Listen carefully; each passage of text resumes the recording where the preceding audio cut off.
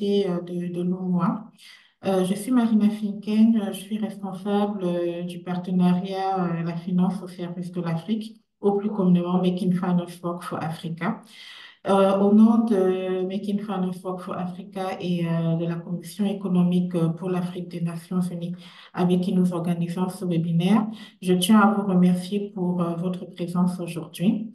J'en profite également pour vous souhaiter à tous et à toutes une très belle et heureuse année 2024 avec tous nos vœux de santé, de bonheur et de succès. Nous sommes très ravis de vous voir aussi nombreux aujourd'hui et d'avoir l'opportunité de vous présenter les résultats de ce profil sur le secteur financier dans la région de l'UMOA. Donc, ce profil fait partie d'une série de profils que nous élaborons au niveau national et au niveau régional dans le cadre de notre mandat de partage de connaissances et de plaidoyer pour le secteur financier africain, pour son développement. Donc, nous allons avoir l'occasion de vous présenter les tendances récentes, les progrès, les défis et aussi les opportunités pour un secteur financier plus profond et capable de répondre aux enjeux économiques et sociaux sur le continent. Avant de passer la parole à M. Sebogo de la CEA pour quelques remarques d'ouverture, je vais rapidement vous rappeler quelques règles de bienséance et aussi vous présenter le déroulé de la session ce jour. Donc, nous allons être ensemble pour 1 heure et demie à peu près. Donc, vous êtes normalement, vos micros sont désactivés. Nous allons vous demander donc de les laisser désactivés pendant toute la durée du webinaire pour assurer au meilleur confort pour tout le monde. Notez que vous pouvez poser vos questions à tout moment via le chat, via le bouton Q&R en bas de votre écran Zoom. Et il y aura donc une session de questions-réponses à la fin du webinaire où vous pourrez inviter aussi éventuellement à intervenir de façon directe. Mais n'hésitez pas à poser vos questions dès la présentation du profil et on prendra le temps d'y répondre.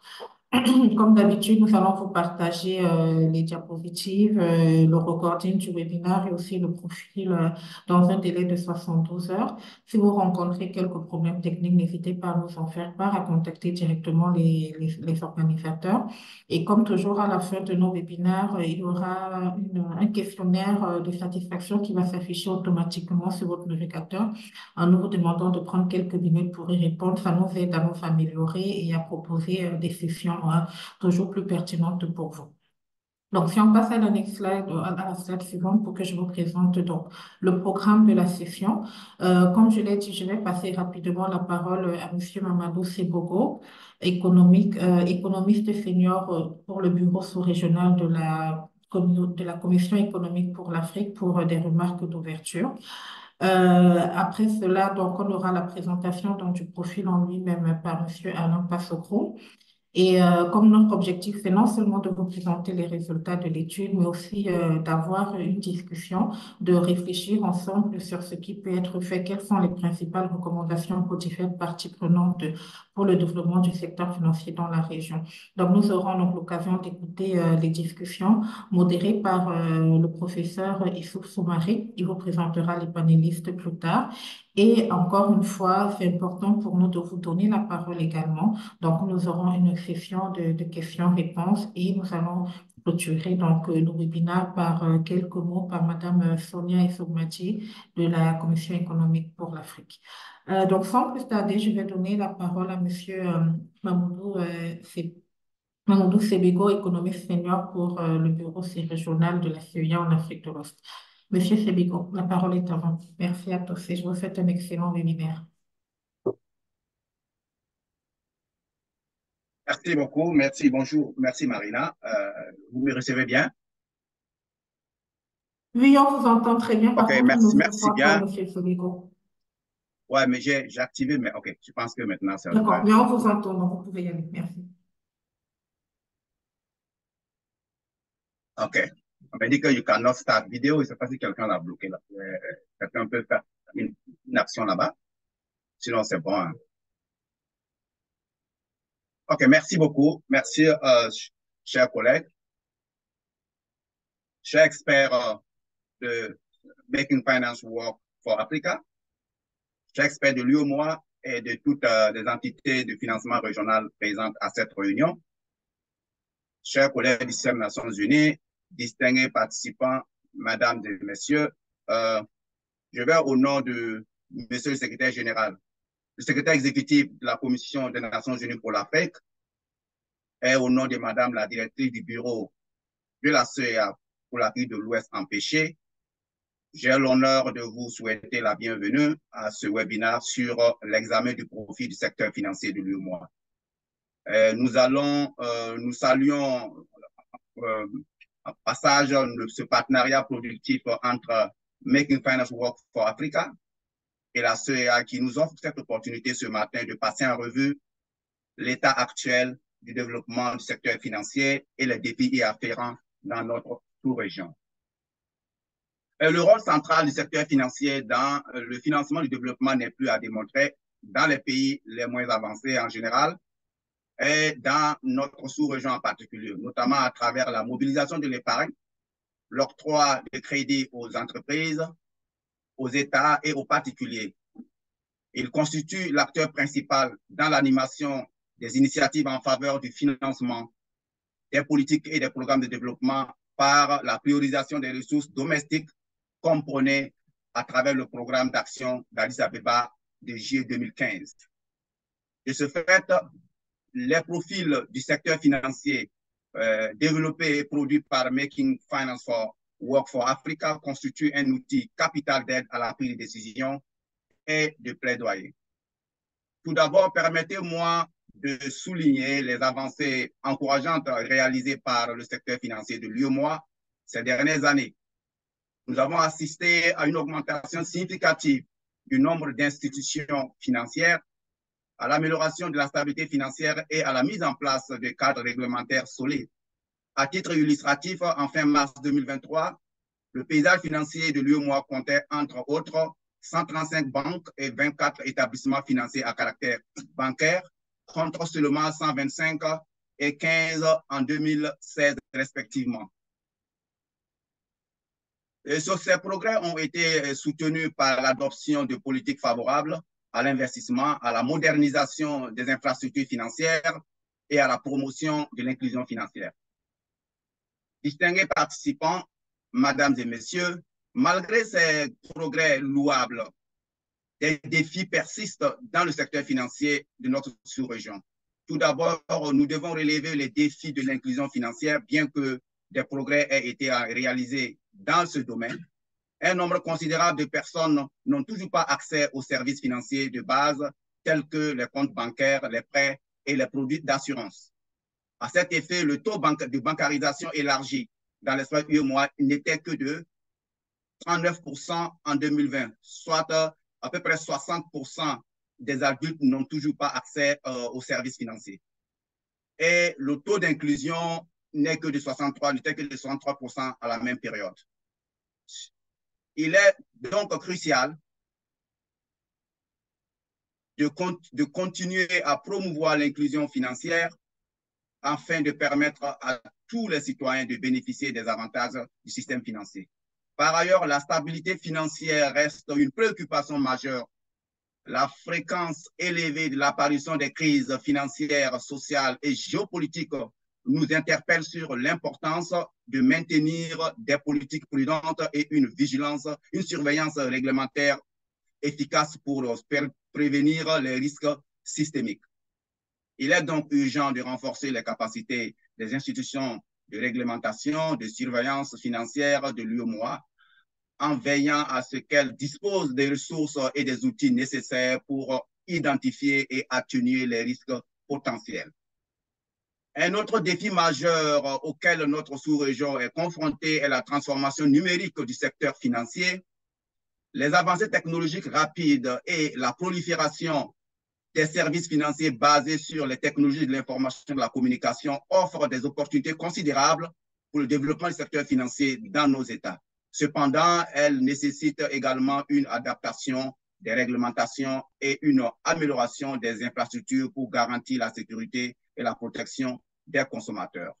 Par ailleurs, nous devons également faire face aux défis de la coopération régionale en matière de développement financier La coordination des politiques et des actions entre les pays de l'UEMOA est essentielle pour garantir une croissance économique durable et une intégration financière efficace.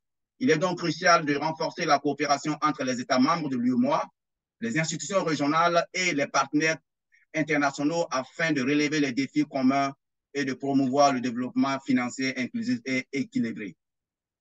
Aussi, le développement du secteur financier dans notre continent dépend étroitement de la promotion de la bonne gouvernance et de l'intégrité. La lutte contre la corruption, le blanchiment d'argent et le financement du terrorisme sont des enjeux essentiels pour assurer la confiance et la crédibilité du secteur financier. Les gouvernements et les institutions financières doivent collaborer étroitement pour renforcer les cadres législatifs et réglementaires et appliquer efficacement les mesures de lutte contre la corruption. Distingués participants, mesdames et messieurs, je voudrais conclure en disant que la situation actuelle du développement du système financier dans l'espace UEMOA présente à la fois des opportunités et des défis.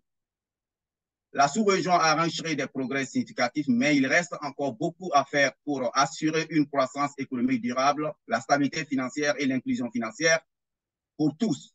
Le renforcement de la coopération régionale et l'adoption de politiques de mesures adaptées sont essentiels pour booster le potentiel du secteur financier de l'UEMOA.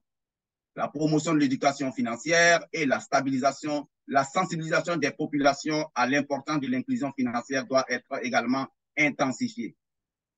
Du reste, la CEA, de par son mandat, accompagne les États membres dans la mise en place d'outils appropriés au développement des marchés financiers, avec une attention particulière à la dimension du financement inclusif et durable. Aussi, la CEA intensifie ses interventions et efforts de plaidoyer pour une meilleure coordination et d'action concertée et cohérente afin de surmonter les défis et saisir les opportunités y afférentes pour assurer un développement d'un secteur financier inclusif, stable et innovant dans la région de l'UEMOA. Chers experts, chers participants, tout en vous souhaitant une future délibération, je vous remercie pour votre aimable attention et déclare ouvert cette réunion webinaire sur l'examen de profil du secteur financier au sein de l'UEMOA. Je vous remercie pour votre aimable attention. Merci. Merci beaucoup, Mamadou Somogo. Je suis Gracolé Arnold Gouren, chargé de recherche à Making Finance for Africa. Donc, je vais maintenant vous présenter M. Alain Passocro, qui est consultant en finance et développement et qui va nous présenter les résultats de ce profil sur le mois. Monsieur Passocro. Bonjour Arnaud. Bonjour aux chers panélistes, bonjour aux participants à ce webinaire. Merci infiniment pour votre présence. Alors, notons que l'Union économique et monétaire ouest-africaine se présente comme un marché d'environ 141 millions d'habitants en 2022 et qui comprend 8 pays membres que nous connaissons tous, notamment le Bénin, le Burkina Faso, la Côte d'Ivoire, la Guinée-Bissau, le Mali, le Niger, le Sénégal et le Togo. Alors, après cette montée relativement résiliente face à la pandémie de la COVID-19, l'UEMOA a enregistré une reprise relativement vigoureuse de l'activité économique, soutenue par la mise en œuvre de plans de relance et de politiques de développement des gouvernants qui a favorisé la réalisation d'un taux de croissance estimé à 6% en 2023 au niveau de l'Union, avec un PIB nominal qui a atteint 121 495,7 milliards de francs CFA en 2023 et dont environ 40% sont réalisés par la Côte d'Ivoire, ce qui fait de ce pays la locomotive de l'Union. Alors, nous avons également un revenu moyen par habitant qui est établi à 785 650,67 francs CFA pour ce qui concerne l'année 2022. Et notons également que la crise a entraîné une forte détérioration des déficits budgétaires des pays membres de 3% du PIB en 2019 à 6,4% du PIB en 2022 en raison principalement des dépenses liées à la lutte contre la COVID-19 et les efforts mis en œuvre pour relancer les économies. Alors, c'est donc un déficit budgétaire qui est principalement financé par d'importantes émissions sur le marché financier régional. Les pays de l'UEMOA ont en outre bénéficié de l'appui des partenaires techniques et financiers dans le cadre de la lutte contre la pandémie, en plus des ressources levées sur les marchés internationaux. Nous en reparlerons plus tard. Alors, ce qui fait que l'endettement public a donc fortement augmenté, passant de 45,2% du PIB en 2019 à 58,7% du PIB en 2022. Toutefois, c'est un niveau d'endettement qui reste inférieur à la norme de 70% fixée dans le cadre des règles multilatérales au niveau de la zone. Voilà. Alors, une vue d'ensemble du secteur financier de l'UMOA fait ressortir un secteur bancaire prédominant qui détient environ 90% des actifs. On note des progrès substantiels dans l'Union.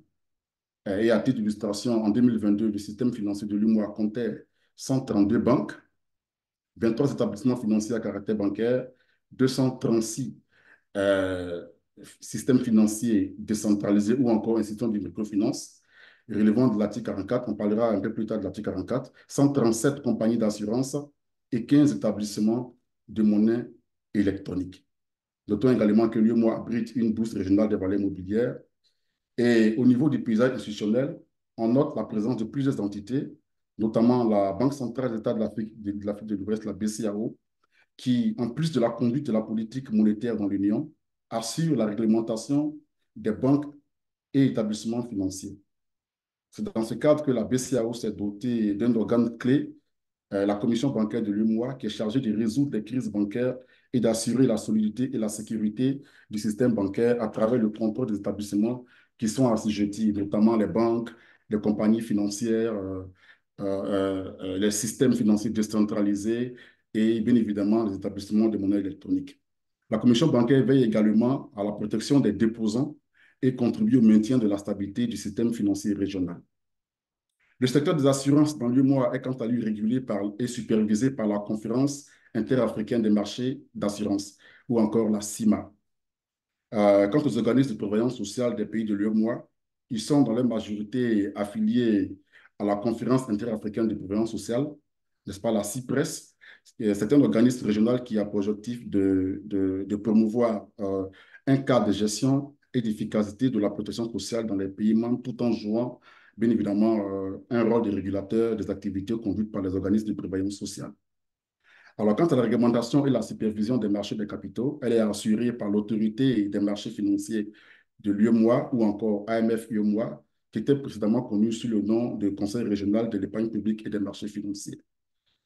Voilà, donc, alors, parlons de l'article 44, comme on le disait tout à l'heure. Donc, les systèmes financiers décentralisés dont le niveau d'activité ont atteint 2 milliards de francs CFA d'encours de dépôt de crédit au terme de 2 exercices consécutifs opèrent de facto sous la supervision de la Banque centrale et la Commission bancaire de l'UEMOA. Donc, c'est une prescription qui résulte de l'article 44 de la loi uniforme portant réglementation des systèmes financiers décentralisés.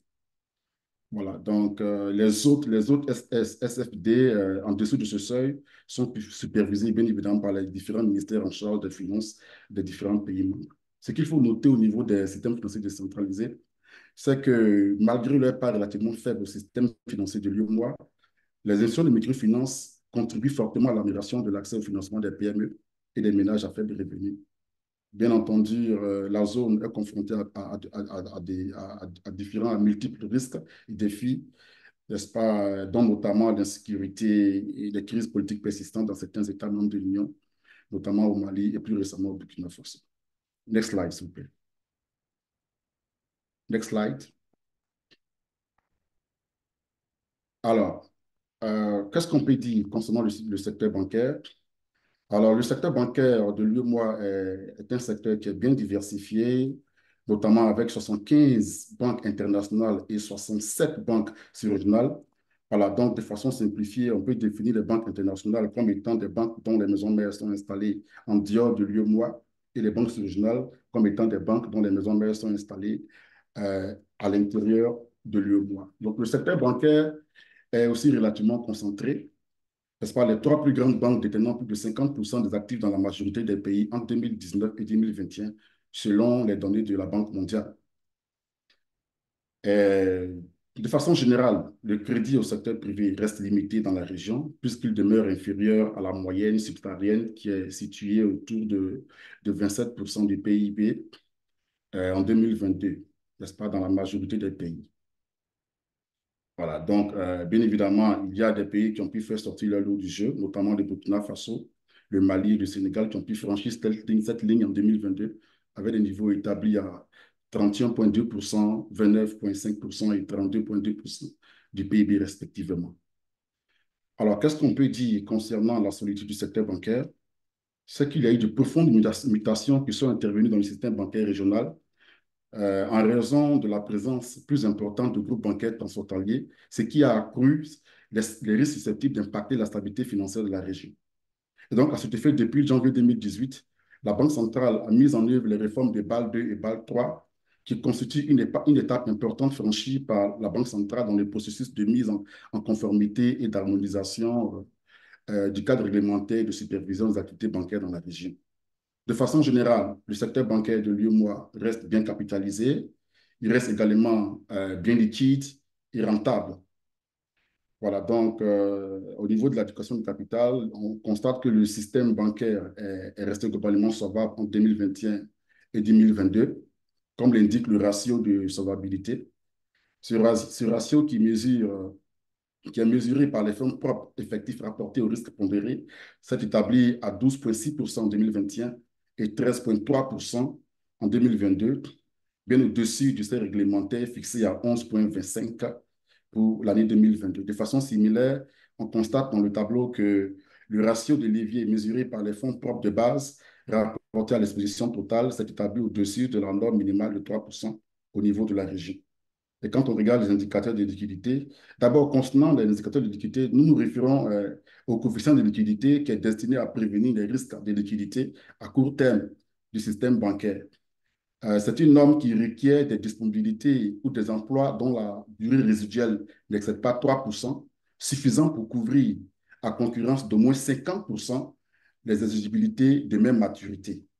Et donc, quand on regarde le coefficient de liquidité au niveau régional, il a enregistré une baisse passant de 109,1% en 2021 à 107,3% en 2022. Mais notons que malgré cette relative baisse, le niveau de liquidité reste globalement satisfaisant.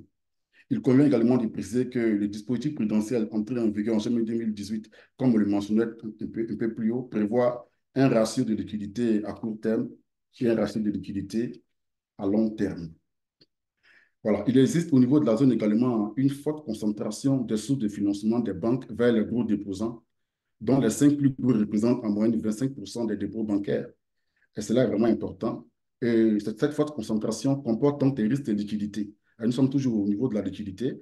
Donc, cette forte concentration comporte des risques de liquidité qui peut être exacerbé, n'est-ce pas, vu le sous-développement du marché obligataire régional qui demeure relativement illiquide, ce qui réduit les options des banques dans la génération de tels risques.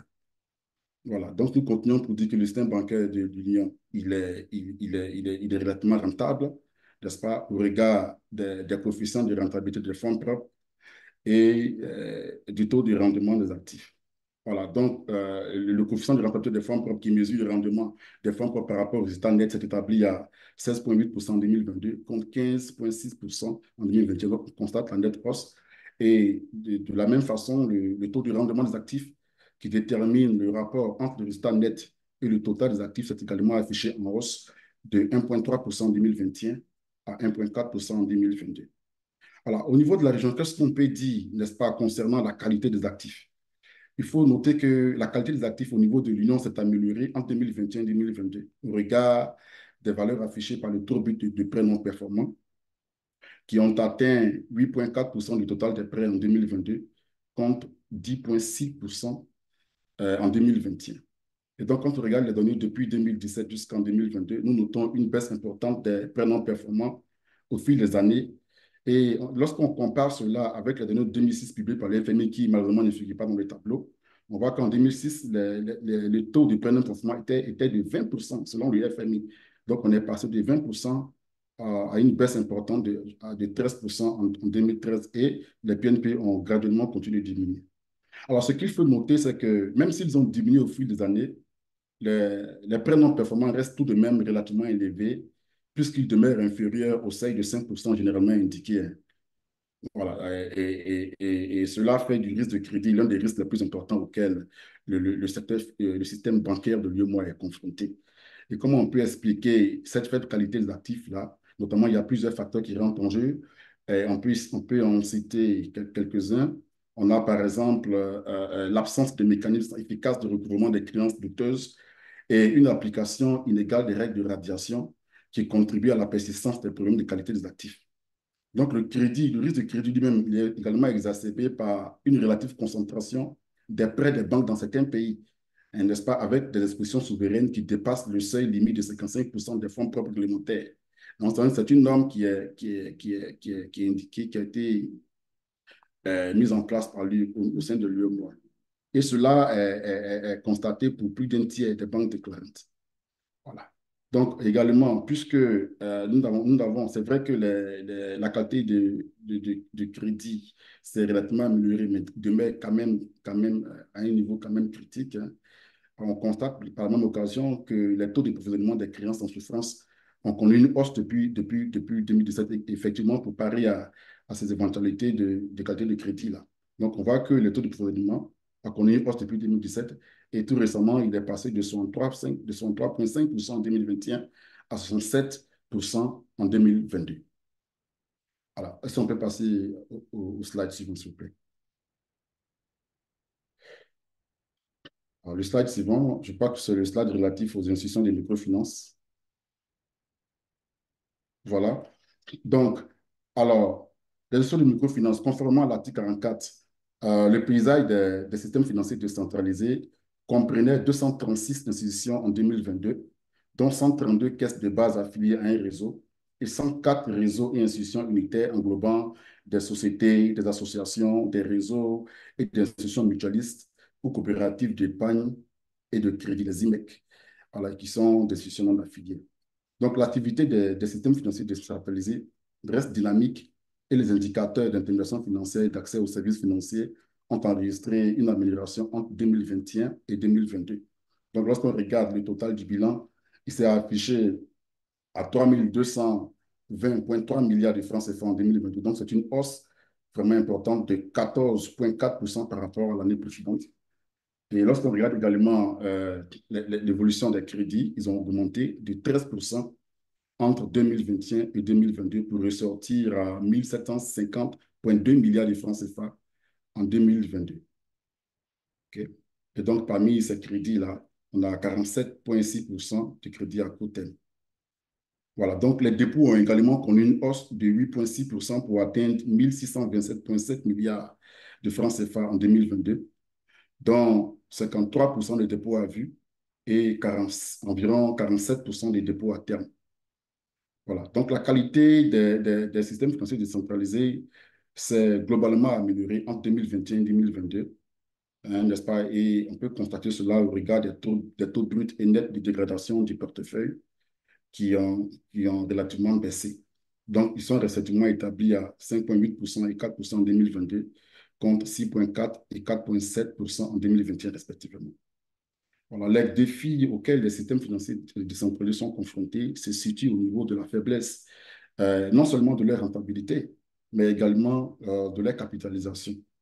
Donc, on voit que le taux de rentabilité s'est établi en dessous du seuil de 15% qui est fixé, et également le ratio de capitalisation qui mesure la proportion des fonds propres dans le total des actifs s'est également établi en dessous de l'endroit minimal de 15%. Donc, face à ces défis-là, il convient de noter que la Banque centrale est en train de mettre en œuvre des réformes et elle a récemment procédé à un recensement de l'ensemble des systèmes financiers décentralisés en difficulté afin de mener des missions d'évaluation qui devront aboutir à la définition et à la mise en œuvre d'un plan de redressement durable. Next slide. Le marché des capitaux. OK, donc il convient de noter, parlant du marché des capitaux, lorsque nous jetons un regard sur le marché boursier de l'Union demeure peu profond. Donc, cela est établi et on constate cela, hein, au regard de sa taille et puis du niveau de liquidité qui sont relativement faibles comparés à d'autres économies. Voilà, on voit que la captation boursière de la BRVM a atteint 16% du PIB en 2023, contre 17,3% en 2022. C'est un niveau qui reste relativement bas lorsqu'il est comparé à celui de plusieurs économies africaines, notamment le Maroc, où la captation boursière atteint 42,2% du PIB en 2022, et puis l'Afrique du Sud, où la captation boursière atteint 321% du PIB en 2020, en 2022. Voilà, bon, d'aucuns diront, est-ce qu'on peut comparer l'Afrique du Sud à l'UEMOA? Bon, c'est juste pour permettre à l'auditoire de pouvoir voir un peu le niveau relativement bas de la taille de notre marché boursier dans l'Union. Voilà, au niveau de la liquidité du marché, cette liquidité-là demeure relativement faible, à l'instar du taux de rotation des actions négociées qui est vraiment bas. Donc, 2,2% en 2022 contre 1,8% en 2023. Lorsqu'on compare euh, cela au taux du Maroc et de l'Afrique du Sud, on voit qu'effectivement, cela est vraiment bas de façon relative. Voilà, parce qu'au Maroc, le taux de rotation se situe à 5,7% en 2022 et pour l'Afrique du Sud, c'est 26,6% en 2022. Voilà. Lorsqu'on regarde l'indicateur concernant le nombre de sociétés cotées en bourse, en 2023, tout comme en 2022, dans l'Union, on avait 46 sociétés cotées en bourse contre 76 pour le Maroc et 304 pour l'Afrique du Sud.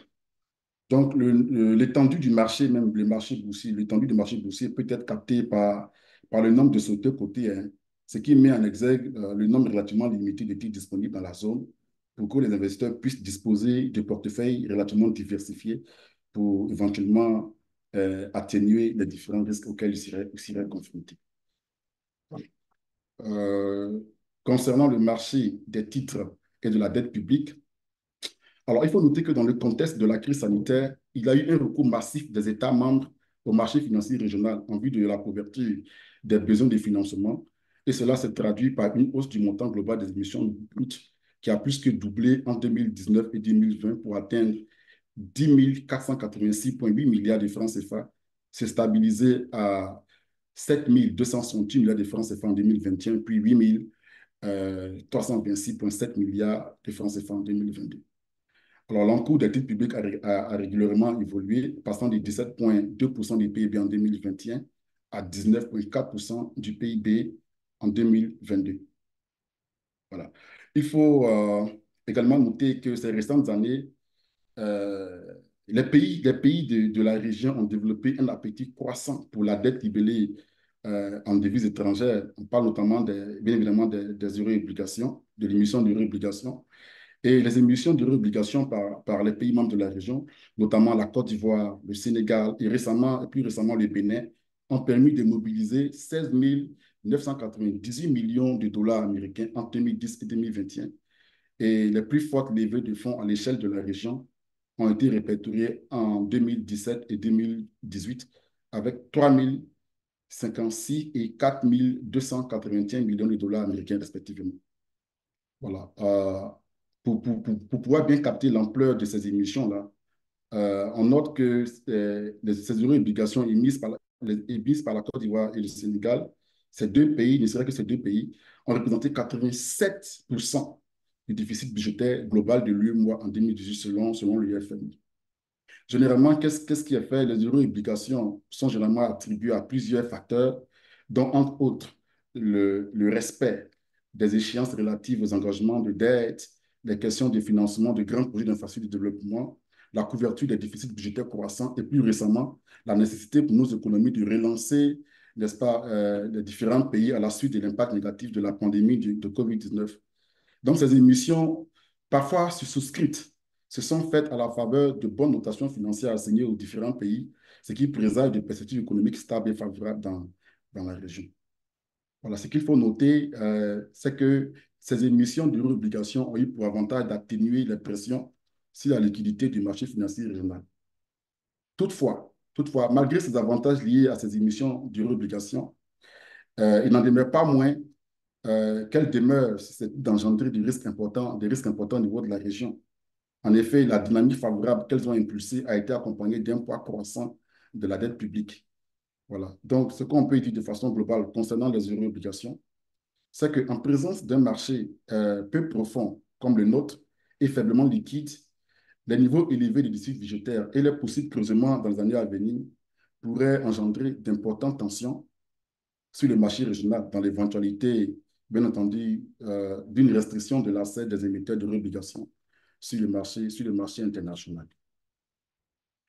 Au niveau des questions de finances vertes ou durables, il faut noter que le marché financier régional est encore à ses débuts en matière de finances durables. Je crois que la première émission d'obligations vertes, sociales et durables sur le marché régional a été initiée en juin 2021 par certains opérateurs du secteur privé non financiers. Il faut également noter que la zone est caractérisée par une capacité relativement restreinte d'investisseurs locaux. Donc, la base des investisseurs locaux sur le marché financier régional, c'est une base qui reste relativement étroite. Ce qu'on constate, c'est que les banques sont les premiers acquéreurs des titres publics. Les banques détenaient 81,2% de l'encours, n'est-ce pas, en 2019. Et elles appliquent majoritairement la stratégie de placement de long terme, n'est-ce pas, qu'on appelle, n'est-ce pas, généralement le buy and hold. Et le reste des titres publics est réparti entre les fonds communs de placement ou les investisseurs institutionnels. Donc, bien entendu, au niveau de l'Union, il y a un projet d'établissement d'un marché de capital islamique qui est en cours, qui ambitionne la diversification de l'offre des produits financiers et l'élargissement de la part des investisseurs. Donc, les activités de la finance islamique restent encore limitées, représentant à peine 1% des actifs bancaires de la zone. Au niveau des infrastructures de marché, ces infrastructures restent encore relativement peu développées, bien que l'on note des améliorations significatives, n'est-ce pas, ces dernières années. Voilà, donc, la BVM dispose également d'un compartiment pour les actions et d'un autre pour les obligations. Il existe également un troisième compartiment qui a été ouvert depuis 2017 et qui est dédié aux petites capitalisations, n'est-ce pas, notamment généralement les PME à fort potentiel. Alors, il faut noter que c'est un compartiment qui reste encore peu actif. Next slide, please. Monsieur Passoko, j'en profite. Si je peux me Oui. permettre, il faudrait terminer dans quelques minutes, s'il vous plaît, pour laisser assez de temps pour la discussion. Donc, si vous pouvez terminer en 6 minutes, ça serait parfait. Merci. Wow. D'accord. OK. Donc, au niveau de l'inclusion financière de la finance numérique, notons qu'en 2021, le secteur de la finance numérique comprenait 40 déploiements de services financiers via la téléphonie mobile offerts à travers 26 partenariats de banques, opérateurs de télécommunications et prestataires techniques, 13 établissements de monnaie électronique et une institution de microfinance. Voilà, donc on a des statistiques telles qu'on peut le constater. Donc, l'UMOA compte près de 179 fintech qui couvrent différents secteurs d'activité, notamment les services financiers numériques, l'assurance, le développement de plateformes numériques et le financement participatif, la monnaie digitale, et etc., etc. Voilà, donc on a bien entendu enregistré des résultats significatifs au niveau à la fois du nombre de comptes de monnaie électronique, au niveau des valeurs des transactions via téléphonie mobile et bien entendu au niveau même du volume, n'est-ce pas? Tout cela, ce sont des indicateurs qui montrent véritablement qu'il y a des améliorations qui sont enregistrées dans ce secteur, dans ce secteur. Ce qu'il faut noter, c'est que la digitalisation accrue des activités favorisées par la mutation rapide de cet écosystème, mais elle a plusieurs risques. Il s'agit notamment des risques liés à la complexité des modèles multipartenariats mis en œuvre entre les banques et les prestataires techniques.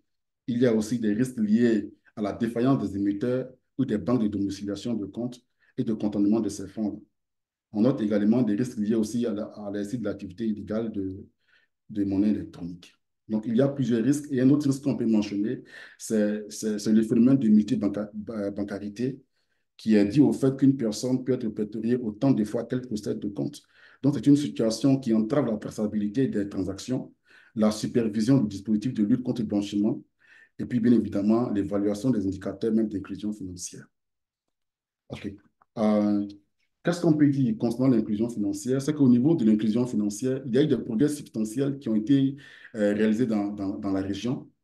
Et donc, au regard des indicateurs du Global Findex de la Banque mondiale, on peut dire que les économies sont parties d'un niveau relativement bas en 2014 et on enregistre une proportion des populations adultes disposant d'au moins un compte qui a fait un bond significatif dans la majorité des pays. N'est-ce pas? On peut constater cela dans le tableau. Les économies comme le Bénin avec 49%, le Togo 50%, la Côte d'Ivoire 51% et le Sénégal jusqu'à 56% pour ne citer que ces pays-là. Notons que le Sénégal reste toutefois le pays de l'Union à avoir enregistré le plus fort taux d'inclusion financière lorsqu'il est comparé à la moyenne subsaharienne de 55% en 2021. Voilà, donc le rôle vecteur d'inclusion financière dévolu aux services financiers de monnaie électronique s'est perpétué dans le temps et cela peut se constater, n'est-ce pas, à travers l'évolution des différents indicateurs qui ont été élaborés par la Banque centrale. La Banque centrale. Next slide, s'il vous plaît. Alors, qu'est-ce qu'on peut dire? Next slide. Concernant le financement des PME. Next slide.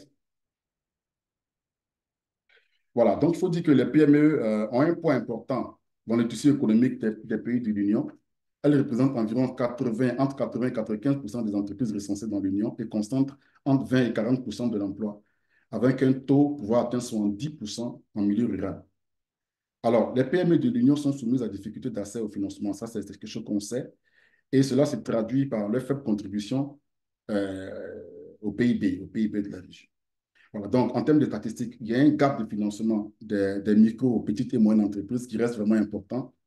Notamment, il est estimé à 44% au Niger, 15% au Burkina Faso, 12% en Guinée. Donc, la proportion des PME partiellement ou totalement contraintes également, lorsqu'on se réfère à cette statistique-là, montre également que nous avons quand même un bon nombre de PME qui restent financièrement contraintes. Et cet article-là se situe au niveau de plusieurs pays à un taux vraiment élevé.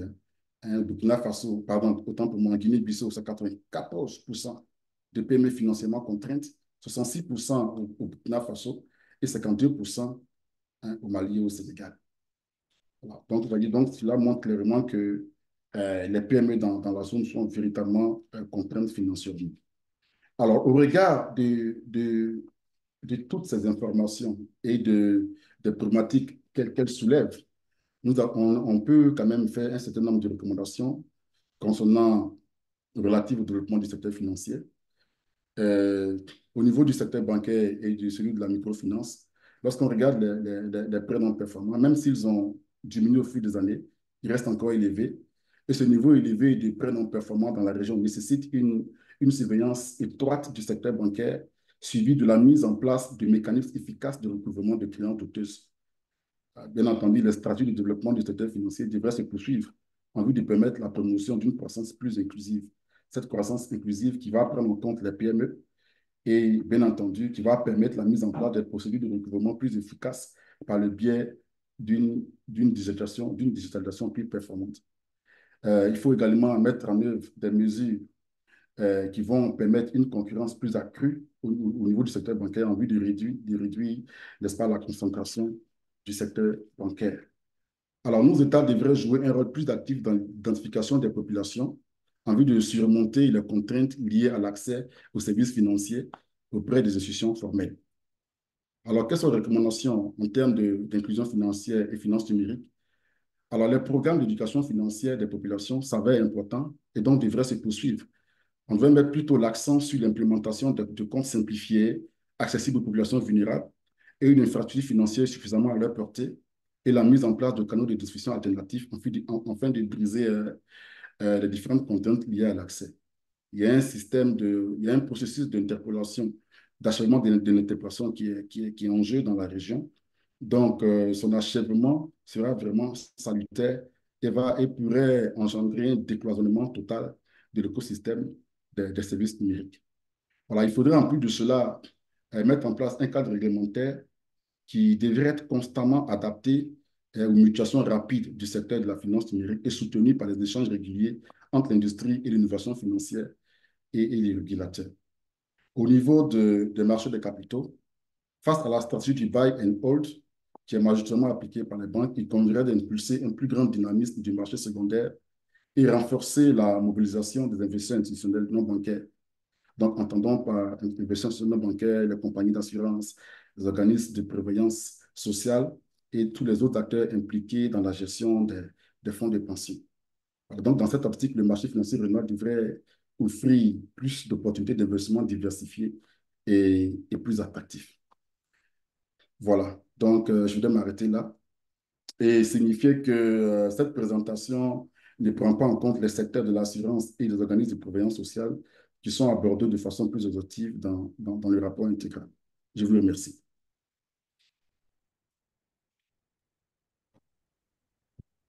Merci beaucoup, Monsieur Masoko, pour cette présentation. Donc, nous allons passer au panel. Donc, j'aimerais vous présenter le professeur Soumari, qui est professeur de finance à l'Université Laval. C'est lui qui sera le modérateur de ce panel. Professeur Soumari, vous avez la parole. Merci. Parfait. Parfait. Merci beaucoup, Monsieur Gracolé. Si vous pouvez arrêter le partage d'écran, voilà, si c'est possible. Si vous pouvez arrêter le partage. Donc, d'abord, en fait, pour commencer, j'aimerais, en tout cas, dire merci vraiment à le Making Finance Work for Africa et aussi à nos amis aussi de la Commission économique pour l'Afrique des Nations Unies pour cette opportunité, en tout cas, qui nous donne de pouvoir débattre d'un sujet aussi important pour les populations de la région qu'est la finance de façon générale. Euh, Tout à l'heure, nous allons avoir l'occasion, en fait, là, d'échanger avec les différents panélistes. En tout cas, nous avons trois panélistes qui s'y connaissent très bien dans le secteur financier, qui sont des spécialistes de divers aspects du secteur financier, qui vont avoir l'occasion de donner leurs différents points de vue, en fait, là, par rapport à ce qui vient d'être présenté par le consultant. Et en tout cas, merci beaucoup aussi pour cette présentation très, très riche, vraiment en information, très riche en informations d'ailleurs. Avant juste de venir à mes panélistes, en fait, je vais juste, c'est en rafale, d'essayer de résumer un peu les différentes idées, en tout cas que moi, j'ai pu retenir en fait là de cette présentation. Mais je constate en fait là qu'il y a vraiment des progrès qui ont été réalisés dans le secteur financier. En tout cas, au cours des dernières années, il y a eu énormément de progrès qui ont été réalisés. Mais en fait, là, des conclusions qui ressortent, il y a encore de la marge vraiment pour pouvoir encore améliorer. OK? Surtout quand on compare plusieurs indicateurs à des régions, d'autres régions ou à d'autres pays, en fait, là, en Afrique ou dans d'autres régions du monde, on voit qu'il y a plusieurs indicateurs qui sont un peu en dessous quand même de ce qu'on observe ailleurs dans le monde aussi. Donc, il y a vraiment de la marge à l'amélioration. On constate en fait là qu'il y a une diversité vraiment d'acteurs dans le secteur financier, les acteurs qu'on retrouve un peu partout. Donc, on a les banques, les secteurs financiers décentralisés, les établissements financiers, et puis le marché des capitaux aussi avec une bourse en fait là qui est en place, bien évidemment. Mais le secteur reste encore dominé par le secteur bancaire, donc avec plus de 90% des actifs.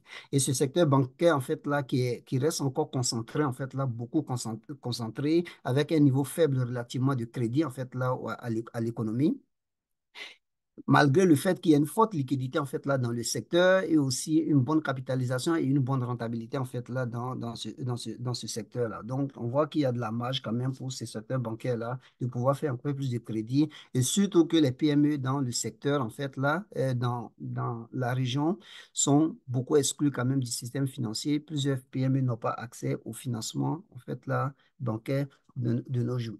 Quand on vient aux microfinances qui viennent compléter en fait là les banques dans l'intermédiation financière, on voit aussi une évolution positive clairement en fait là au niveau des crédits, au niveau des dépôts et même au niveau de l'amélioration en fait là de la qualité du, du portefeuille de façon générale. Mais cependant en fait là il semble avoir beaucoup de difficultés dans ce secteur de la microfinance avec une faible rentabilité, avec une faible capitalisation et aussi en fait quand on regarde aussi le crédit et puis les dépôts sont de court terme aussi. Donc ça veut dire en réalité que dans ce secteur aussi il y a du travail qui reste, qui peut être fait aussi pour améliorer en fait là, la qualité du portefeuille de ce secteur-là. Les marchés des capitaux, bien évidemment, il y a une évolution positive aussi avec la bourse régionale, avec l'évolution de la capitalisation boursière.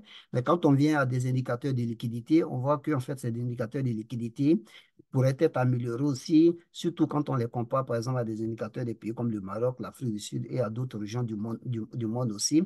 Et lorsque je remarque aussi dans des marchés des capitaux, ben, on voit qu'il y a un besoin vraiment d'avoir une diversité au niveau des produits en fait qui sont sur le marché et aussi une diversité aussi au niveau des acteurs. Et surtout quand on regarde par exemple là au niveau du marché, mais la finance durable aussi est à l'étape embryonnaire avec les instruments de finance durable aussi où on pourrait aller chercher quand même un peu beaucoup plus de volume à ce niveau-là. Bien évidemment, le numérique a contribué. Quand on regarde l'évolution du numérique au cours des dernières années, ça a beaucoup contribué à l'inclusion financière, comme un peu dans d'autres parties du monde, à travers le monde aussi.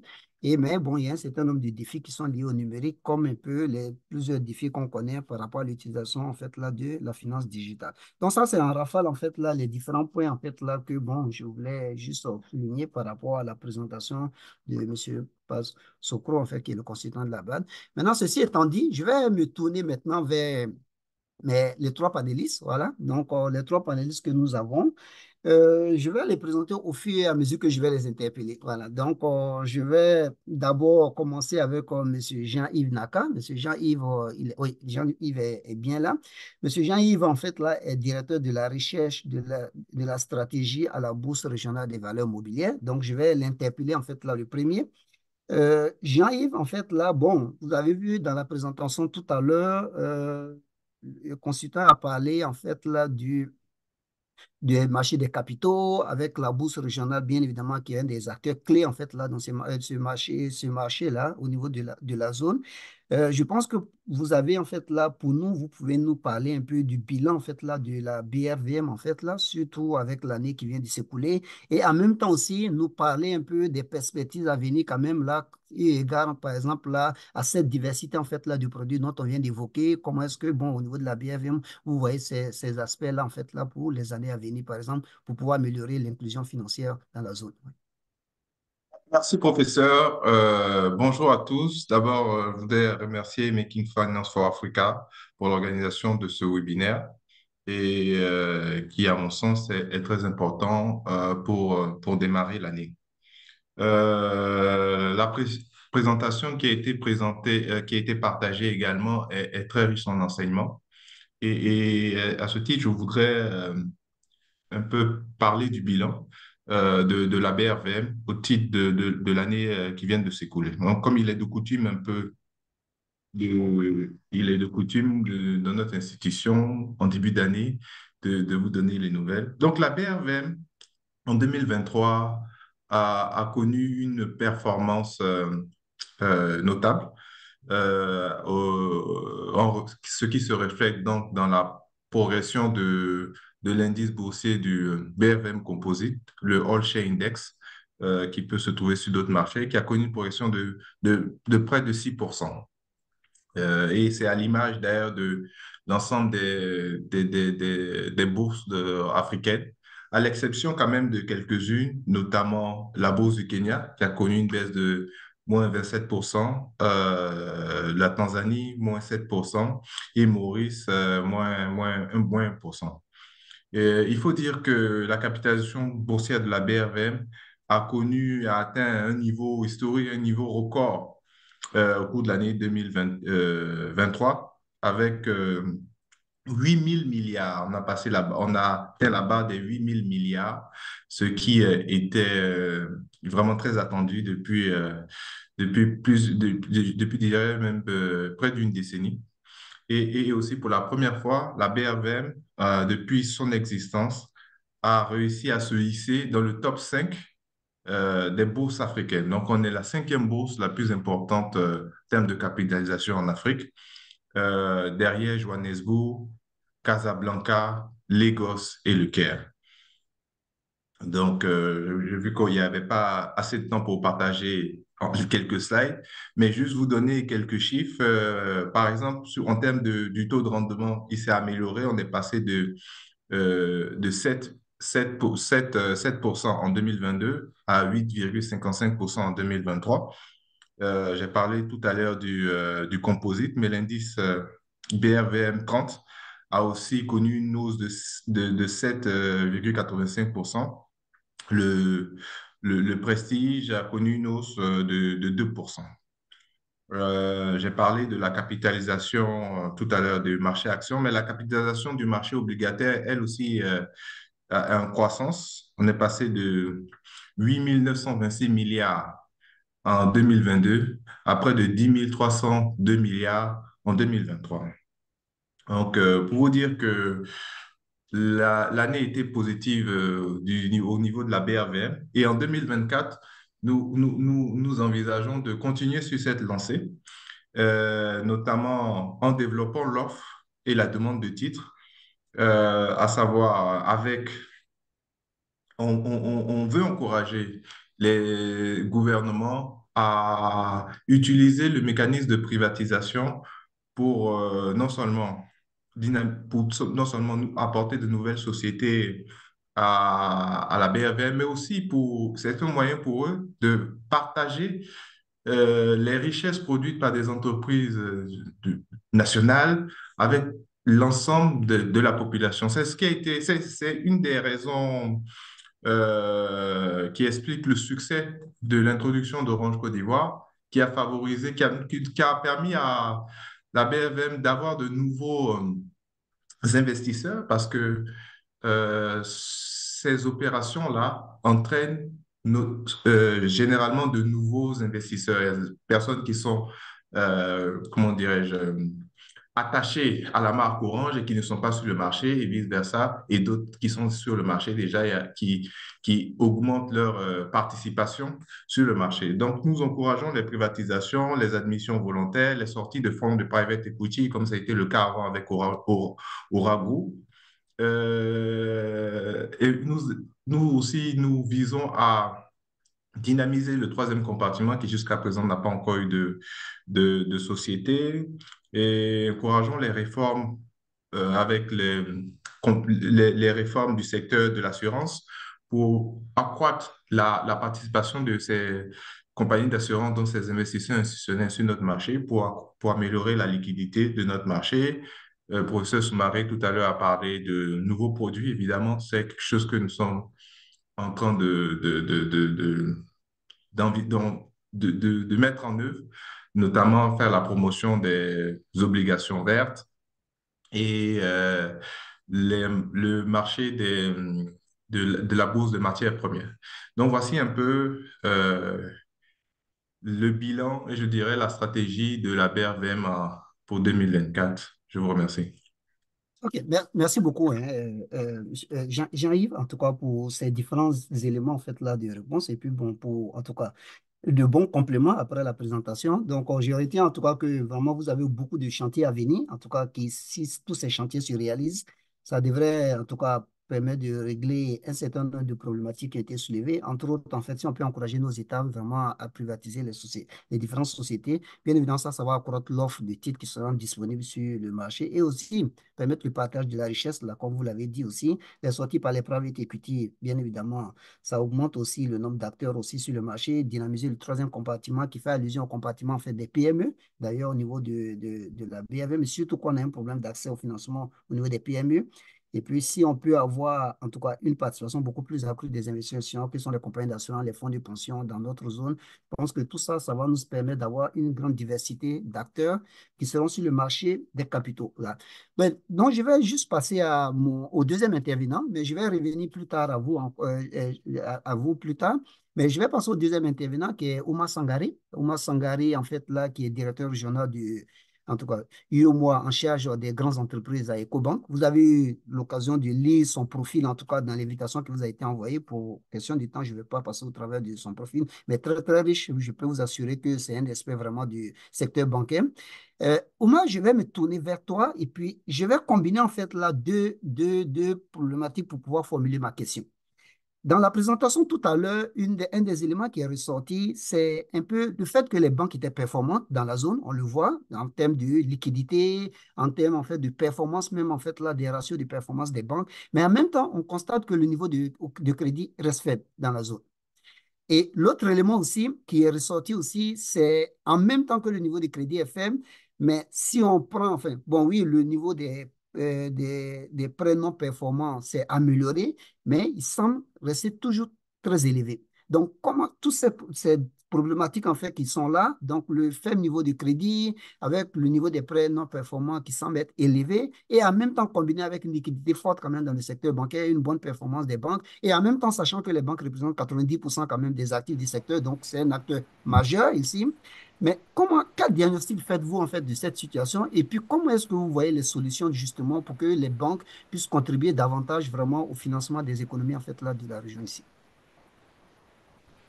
Bonjour professeur, merci beaucoup. Je tiens d'abord à remercier Making Finance Work for Africa pour l'organisation de de ce webinaire, à l'instar de l'autre panéliste. Donc, effectivement, c'est deux points qui sont liés, hein, l'accès au financement et le niveau élevé des prêts non performants. Je vais peut-être commencer par le deuxième point, qui est le niveau élevé des prêts non performants. Effectivement, le niveau des prêts non performants est quand même élevé dans la zone. On le remarque particulièrement sur les PME et ça s'explique par plusieurs facteurs. Le premier facteur que je peux nommer, c'est le manque de fonds propres. Alors, je m'explique. Tout projet doit être financé par une partie de dette bancaire et de fonds propres. Donc, je prends un exemple. Si vous avez un projet qui coûte 100 millions, la banque pourrait vous prêter 80%, c'est-à-dire 80 millions, et l'entreprise elle-même devra venir avec 20% de fonds propres. Ce qu'on constate, en fait, dans la réalité, c'est que beaucoup de PME n'ont malheureusement pas suffisamment de fonds propres qui leur permettraient de mener à terme leur projet. Donc, ce qui arrive, c'est qu'une fois qu'on arrive au moment où il faut injecter les fonds propres, ces entreprises ne sont pas en mesure de le faire. Donc, cela affecte leur performance et par ricochet, cela affecte leur capacité de remboursement auprès des banques. Donc, ça, c'est le premier problème qu'on constate au niveau des prêts non performants. Il y a d'autres problèmes qui ont déjà été mentionnés par Alain, notamment les défaillances du système de gestion et de gouvernance des entreprises et aussi les insuffisances de l'environnement juridique et judiciaire. Mais un autre point qu'on ne cite pas suffisamment souvent, c'est les retards de paiement des marchés publics. Ce qu'on constate aujourd'hui, c'est qu'une grande partie des PME ont remporté des marchés publics et les termes de paiement de ces marchés publics-là, généralement, sont autour de 6 mois, 3 à 6 mois. Mais dans la réalité, ce qu'on constate, c'est qu'avec les tensions de trésorerie auxquelles nos États sont confrontés, ces PME-là reçoivent leur paiement après 12 mois, voire 24 mois, dans certains cas. Donc, ce que cela cause, c'est que cela cause des retards dans les remboursements et ces prêts-là sont classés dans la catégorie des prêts non performants. Donc, ça, c'est une autre chose, en fait, qui explique le niveau assez élevé des prêts non performants, qui sont les retards dans les paiements et puis l'appurement de la dette intérieure. Au niveau des solutions qu'on pourrait apporter, et c'est quelque chose qu'on essaie de faire au niveau des cobanques, hein, c'est d'accompagner justement les entreprises et particulièrement les PME dans leur gouvernance et dans la gestion de leur entreprise en leur prodiguant des conseils. Un exemple tout simple, hein, la majorité des PME qu'on voit aujourd'hui n'ont pas de business plan. Alors que le business plan est la base dans la gestion d'une entreprise. Ça vous permet de connaître votre marché, ça vous permet de connaître la compétition, ça vous permet même de faire des projections financières. Et c'est sur la base des projections financières que les banques sont en mesure de déterminer quelle est la capacité de remboursement justement de cette entreprise qui vient demander un prêt.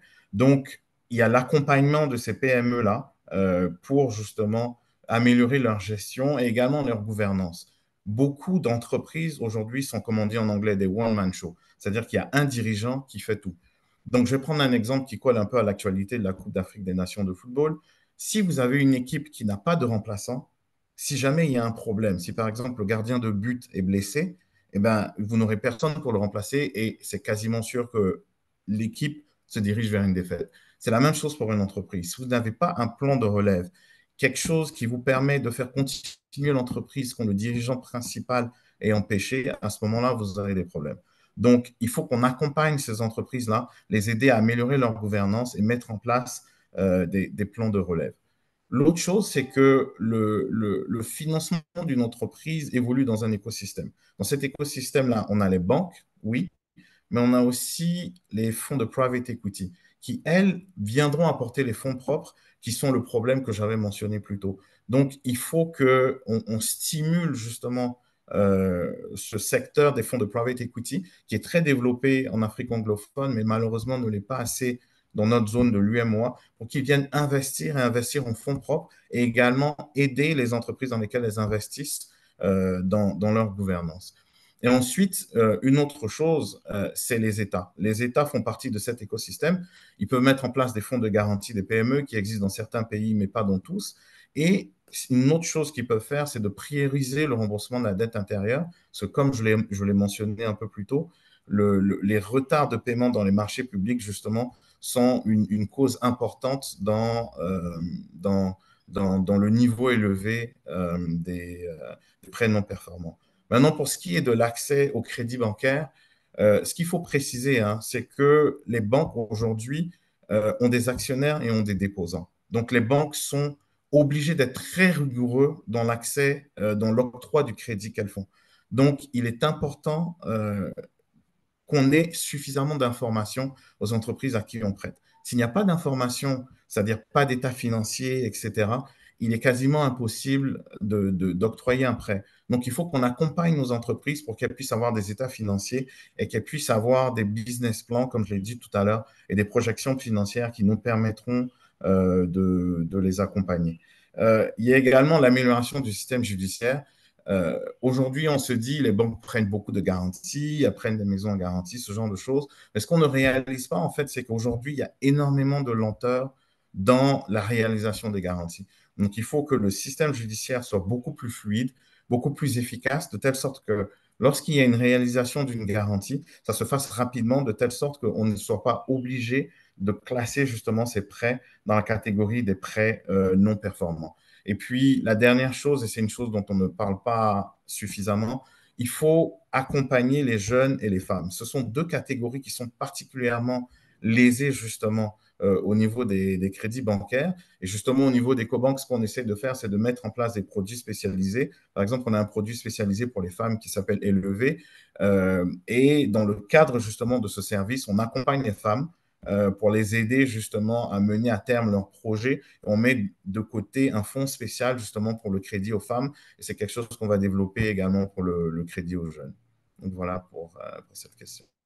Ok, merci beaucoup, Omar. Je vais probablement revenir un peu plus tard, en tout cas, à toi, mais je retiens en tout cas plusieurs éléments. En fait, là, donc, où vraiment la problématique vraiment des prêts non performants peut être beaucoup attribuée vraiment à ces problématiques liées au PME, en fait, là. Donc, en termes de fonds propres, en termes de gestion même, en fait, là, des fonds propres et qui pourraient être améliorés, en fait, là, en amenant d'autres acteurs aussi sur le marché, comme les private equity, par exemple, là, qui peuvent apporter ces fonds propres additionnels et qui peuvent aussi aider à l'amélioration de la gouvernance. Et il y a la problématique aussi des arriérés en fait de paiement qui en tout cas que l'État doit et souvent qui ne viennent pas vraiment à temps et qui peut mettre en mal la trésorerie des PME et du coup en fait là impacter aussi les banques en fait là les banques ici. Et donc, de façon globale, là, je pense qu'en fait, là, ça prend, parce qu'on sait que le problème des PME, ce n'est pas seulement un problème de finance seulement, hein.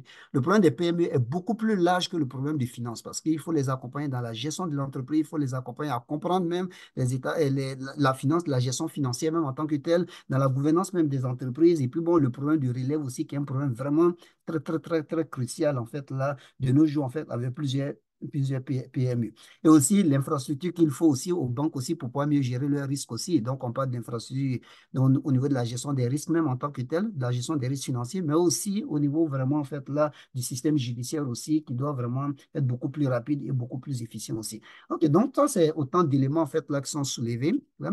Maintenant, je vais me tourner vers Corinne, OK, donc Madame Riquel Bamba. Madame Riquel Bamba, vous êtes dans un secteur en fait là de l'inclusion financière qui est vraiment capital pour nos différentes populations dans la zone en fait là UEMOA. Et au cours des dernières années, en fait, là, on l'a vu même dans la présentation qui a été faite, là, on sait que le numérique a beaucoup contribué et peut beaucoup contribuer à l'inclusion financière des populations. Et ça, j'aimerais vous demander, en fait, en tant que vraiment experte dans ce domaine-là de l'inclusion financière et avec l'expérience que vous avez vue avec d'autres régions, comment est-ce que vous voyez vraiment l'apport vraiment de ce numérique-là dans vraiment l'accompagnement en fait là des populations pour une meilleure inclusion financière et aussi les défis aussi qui peuvent être liés à ça. Donc les différents risques aussi auxquels il faudra faire attention aussi et pour pouvoir les surmonter. Et puis quelles sont les solutions que vous pouvez vraiment recommander en fait là aux différents acteurs de la région par rapport à cela, s'il vous plaît. Merci, professeur Soumaré. Merci à l'équipe Finance Work for Africa de me donner l'opportunité d'intervenir sur ce sujet. Peut-être juste deux mots pour les participants qui ne seraient pas familiers avec le SIGAP, dont nous sommes un partenariat global de plus de 30 organisations de développement de premier plan qui œuvrent en fait à améliorer les conditions de vie des populations vivant dans la pauvreté et aussi en particulier des femmes grâce à l'inclusion financière.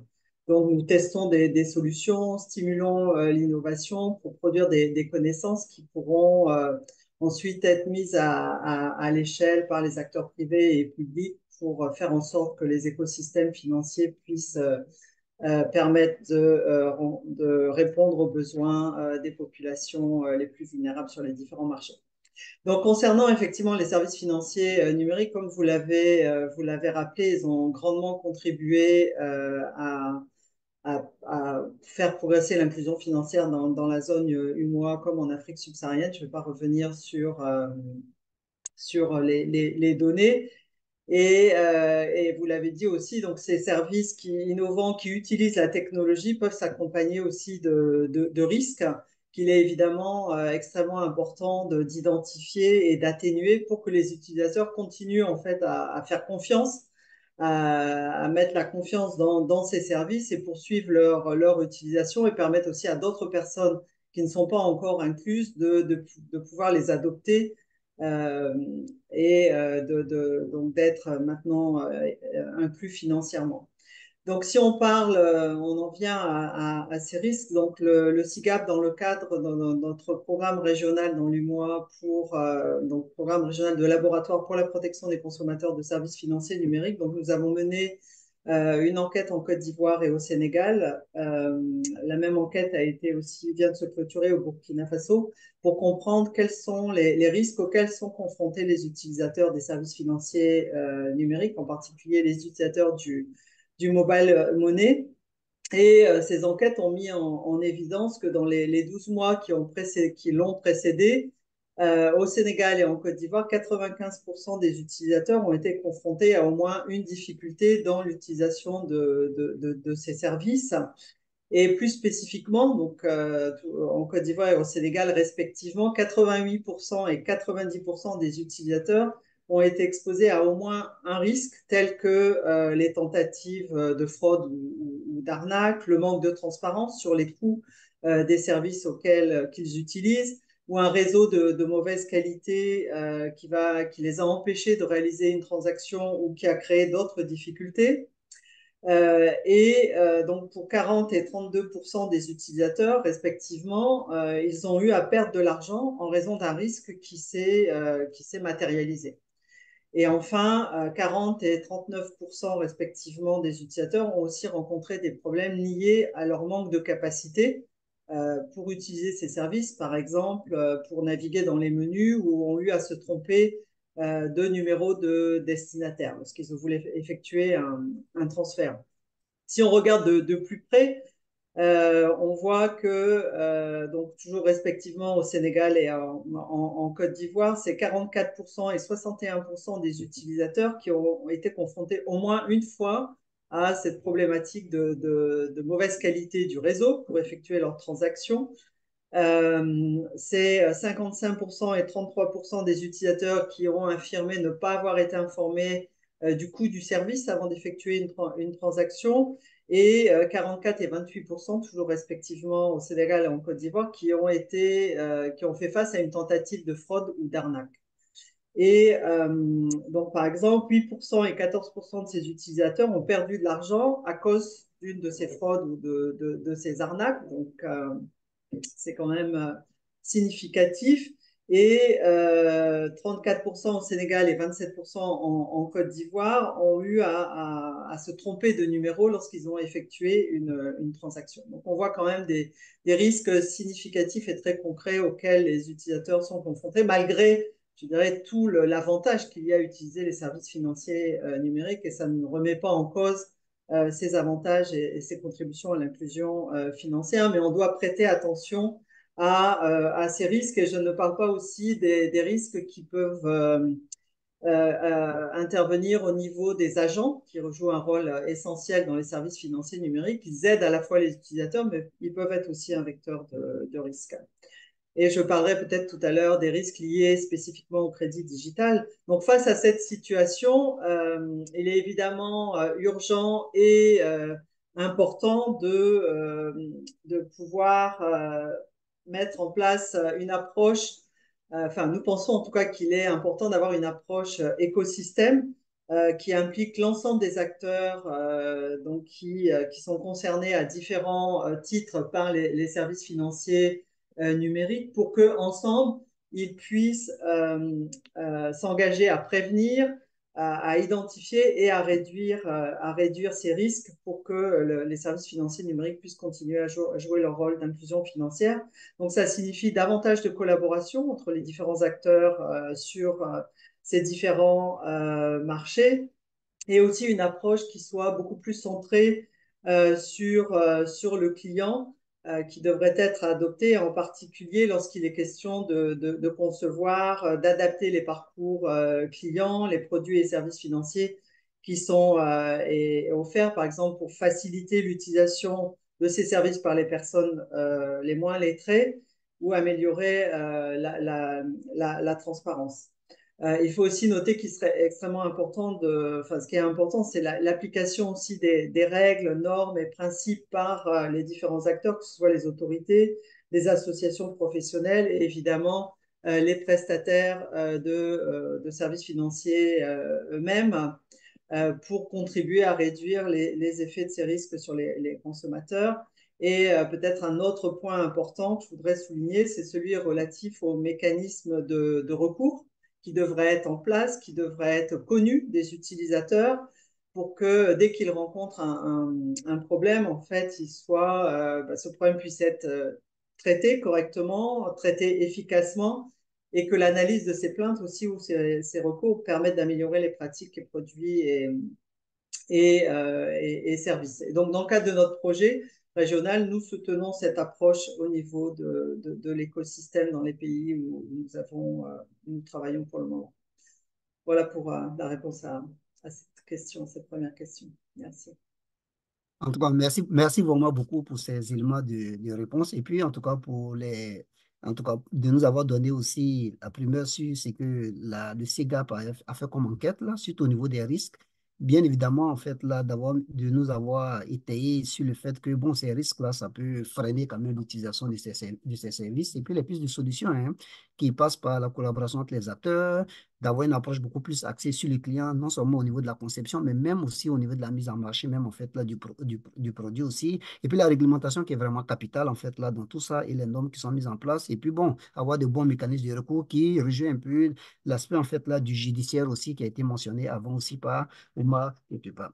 Bon, ce que je vais vous proposer en fait là, mes chers panélistes, en fait là, c'est qu'on passe aussi à la période des questions en même temps. Je pense qu'avec la période des questions, avec les questions des participants, ça va me permettre, j'ai un certain nombre de questions aussi, ça va me permettre proprement que certaines de ces questions-là vont rejoindre les questions des participants aussi. Je vais pouvoir en tout cas formuler mes questions aussi avec celles des différents auditeurs et puis on va pouvoir faire un autre tour de table aussi. Si vous, en tout cas, vous n'y voyez pas d'inconvénient, on va procéder ainsi.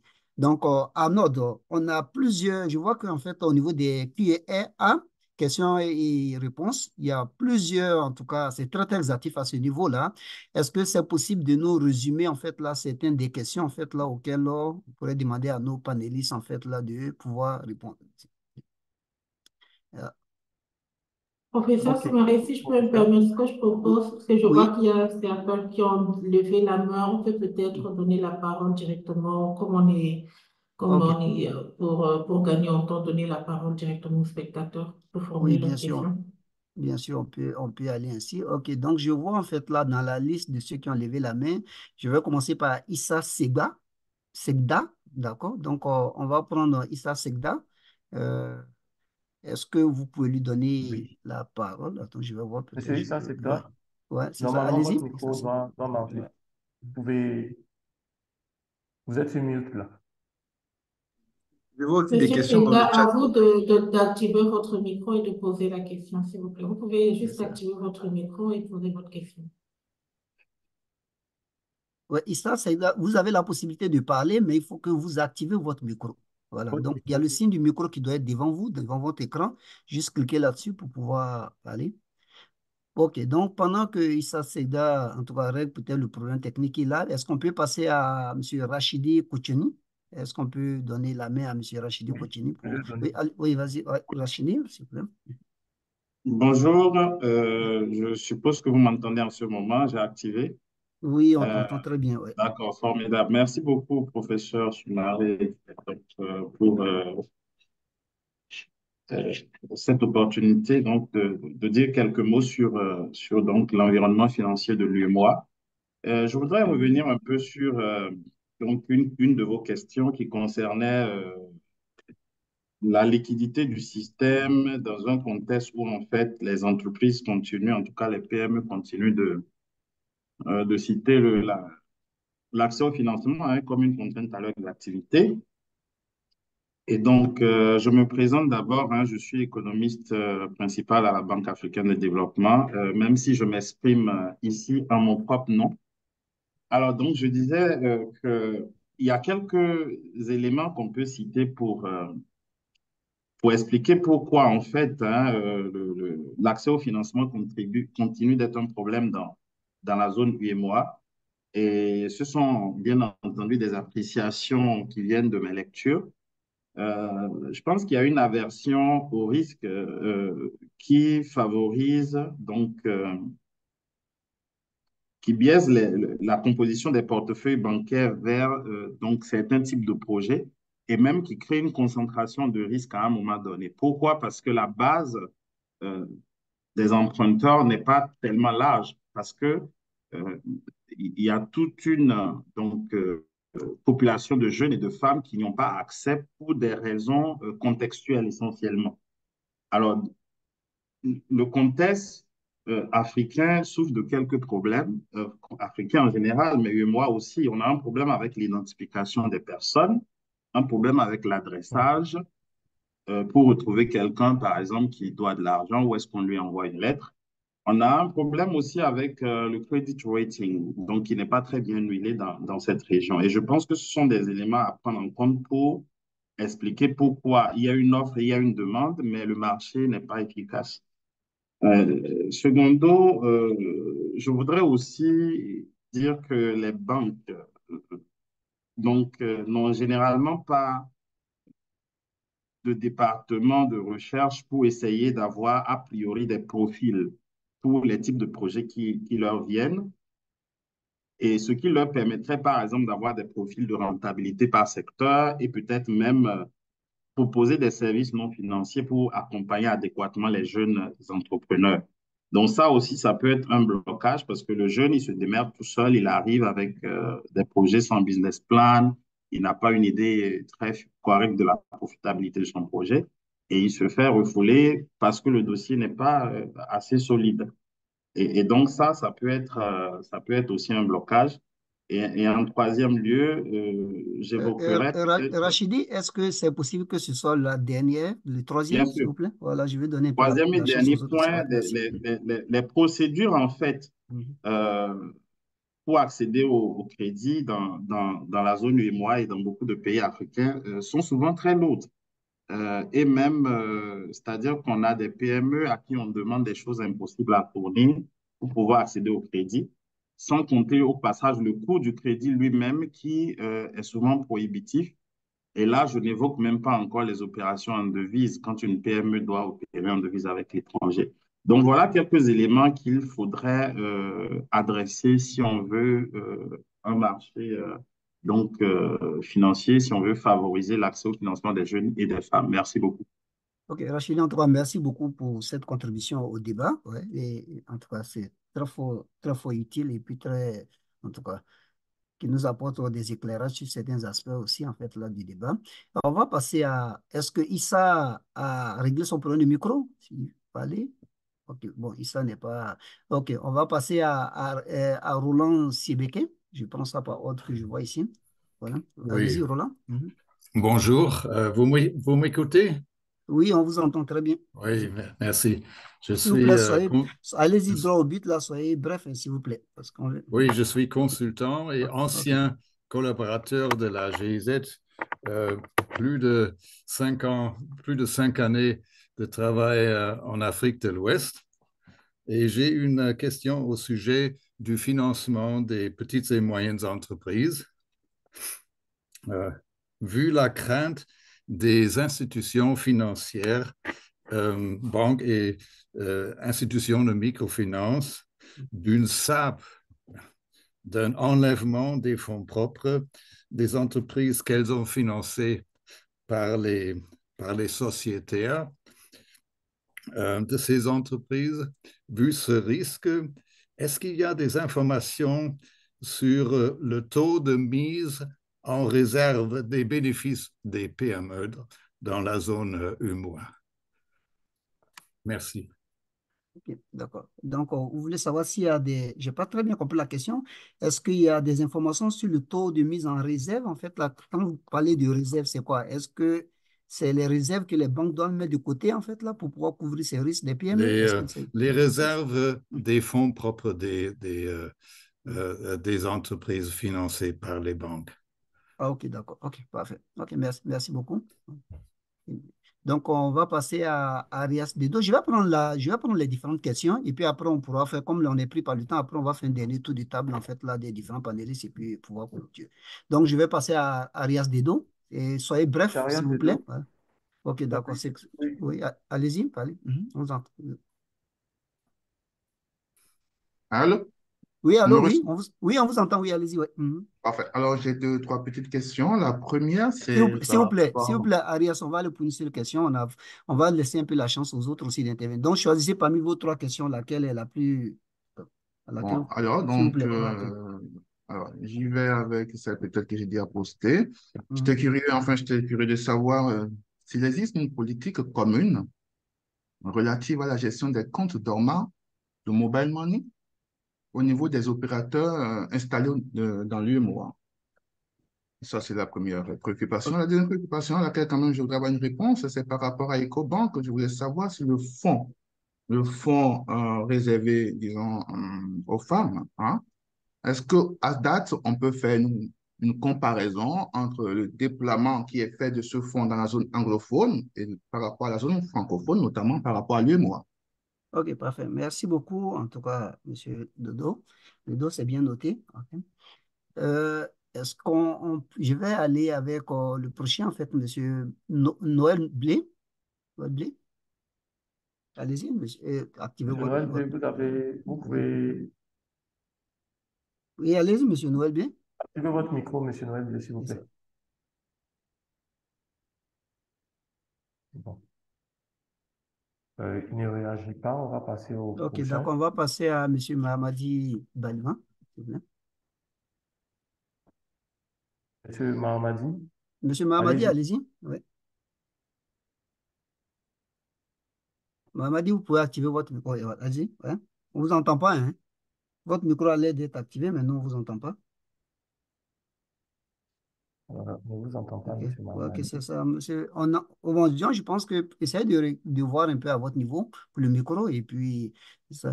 Donc, bon, je pense qu'en fait, avec ces questions, pour moi, que je vais revenir vers mes panélistes. En tout cas, désolé pour les autres pour lesquels on ne peut pas prendre nécessairement toutes les questions. Je vais passer. Je crois, Oui, juste pour dire que je vois que sur le chat aussi, il y a une série de questions. oui, Oui, il y a une oui, série bon. de. Oui.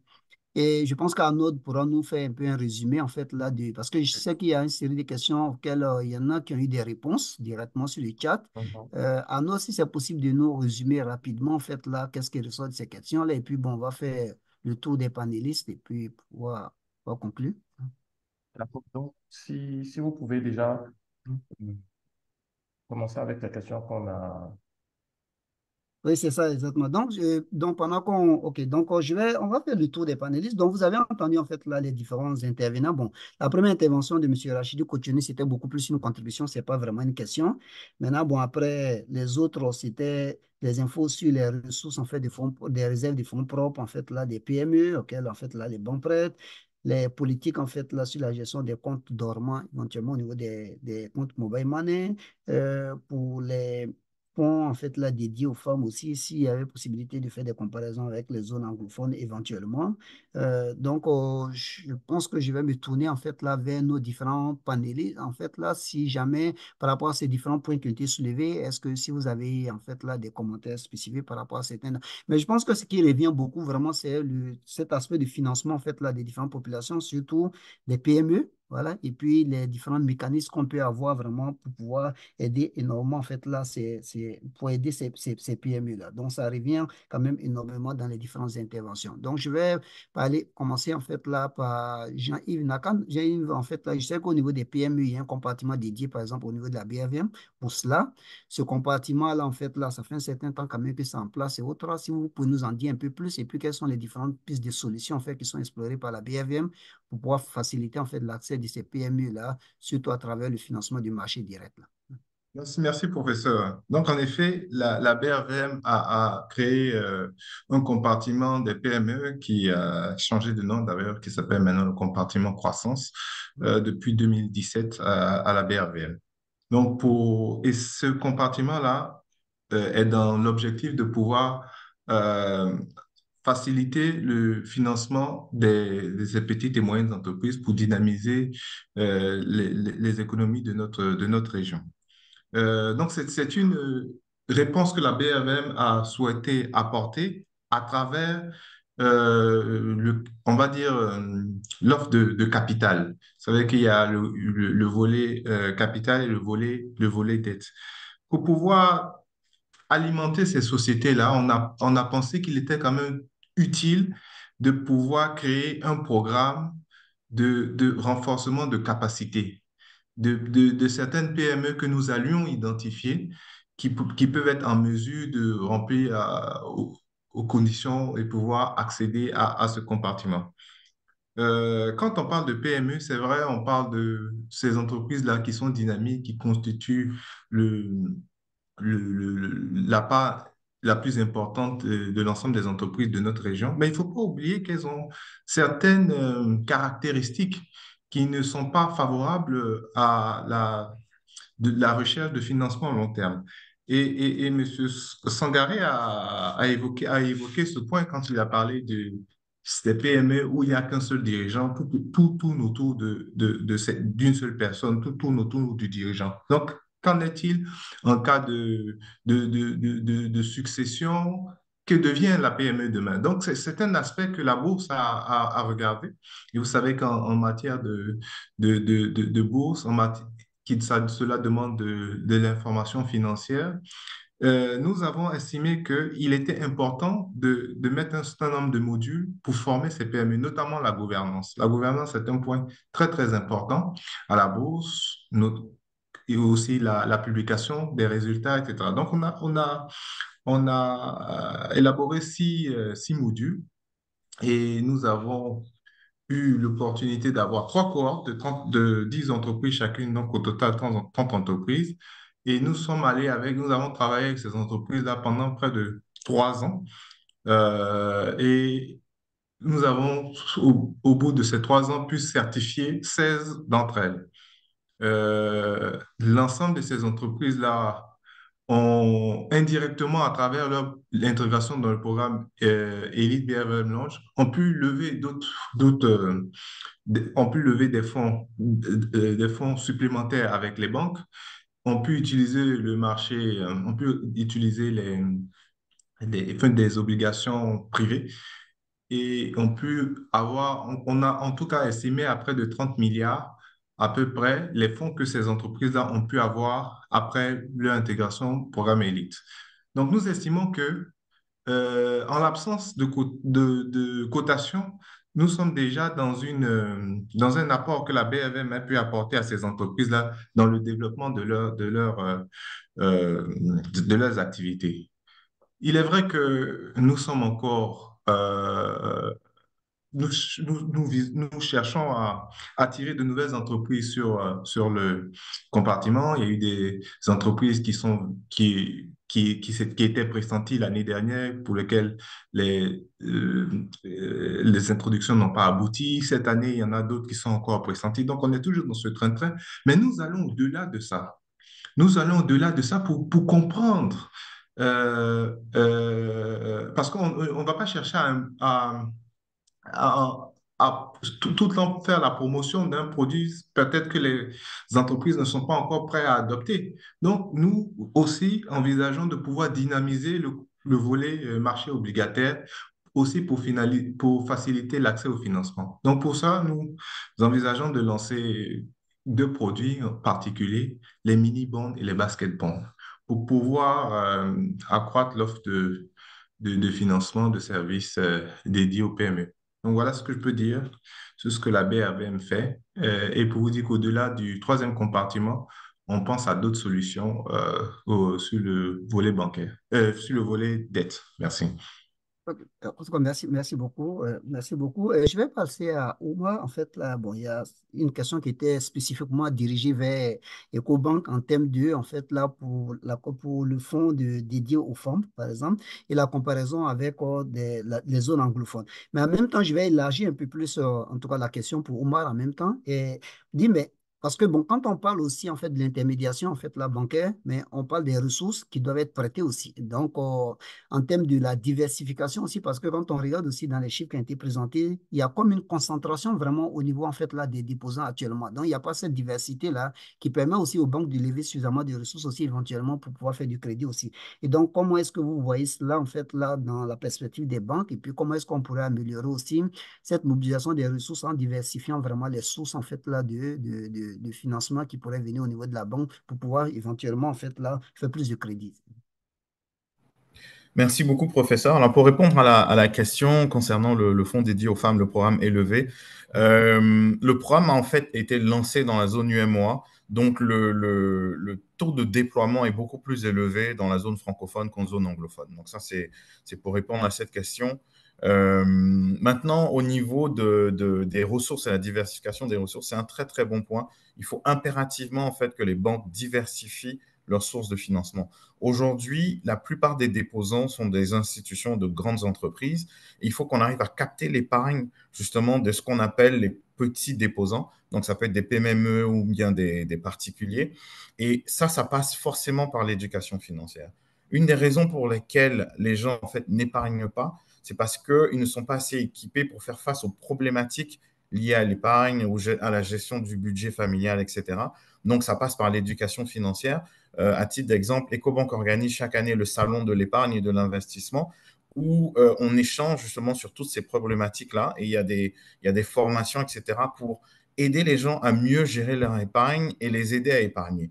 Une fois que les gens, justement, sont équipés, on peut à ce moment-là leur fournir des outils qui leur permettront d'épargner et capter justement leur épargne dans le système bancaire. Il faut noter qu'aujourd'hui, en tout cas dans la zone UMOA, la majorité de l'épargne des petits déposants va vers le mobile money. Et la raison est très simple, c'est parce que c'est beaucoup plus simple et beaucoup plus commode.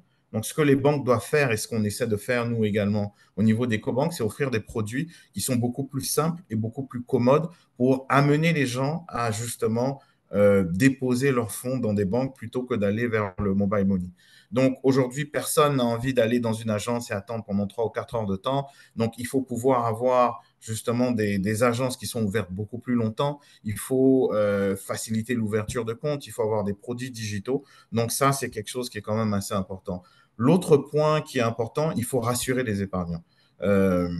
Les petits déposants, des fois, la mentalité aujourd'hui, c'est de dire je préfère garder mon argent sous mon matelas parce que je suis sûr que rien ne va arriver.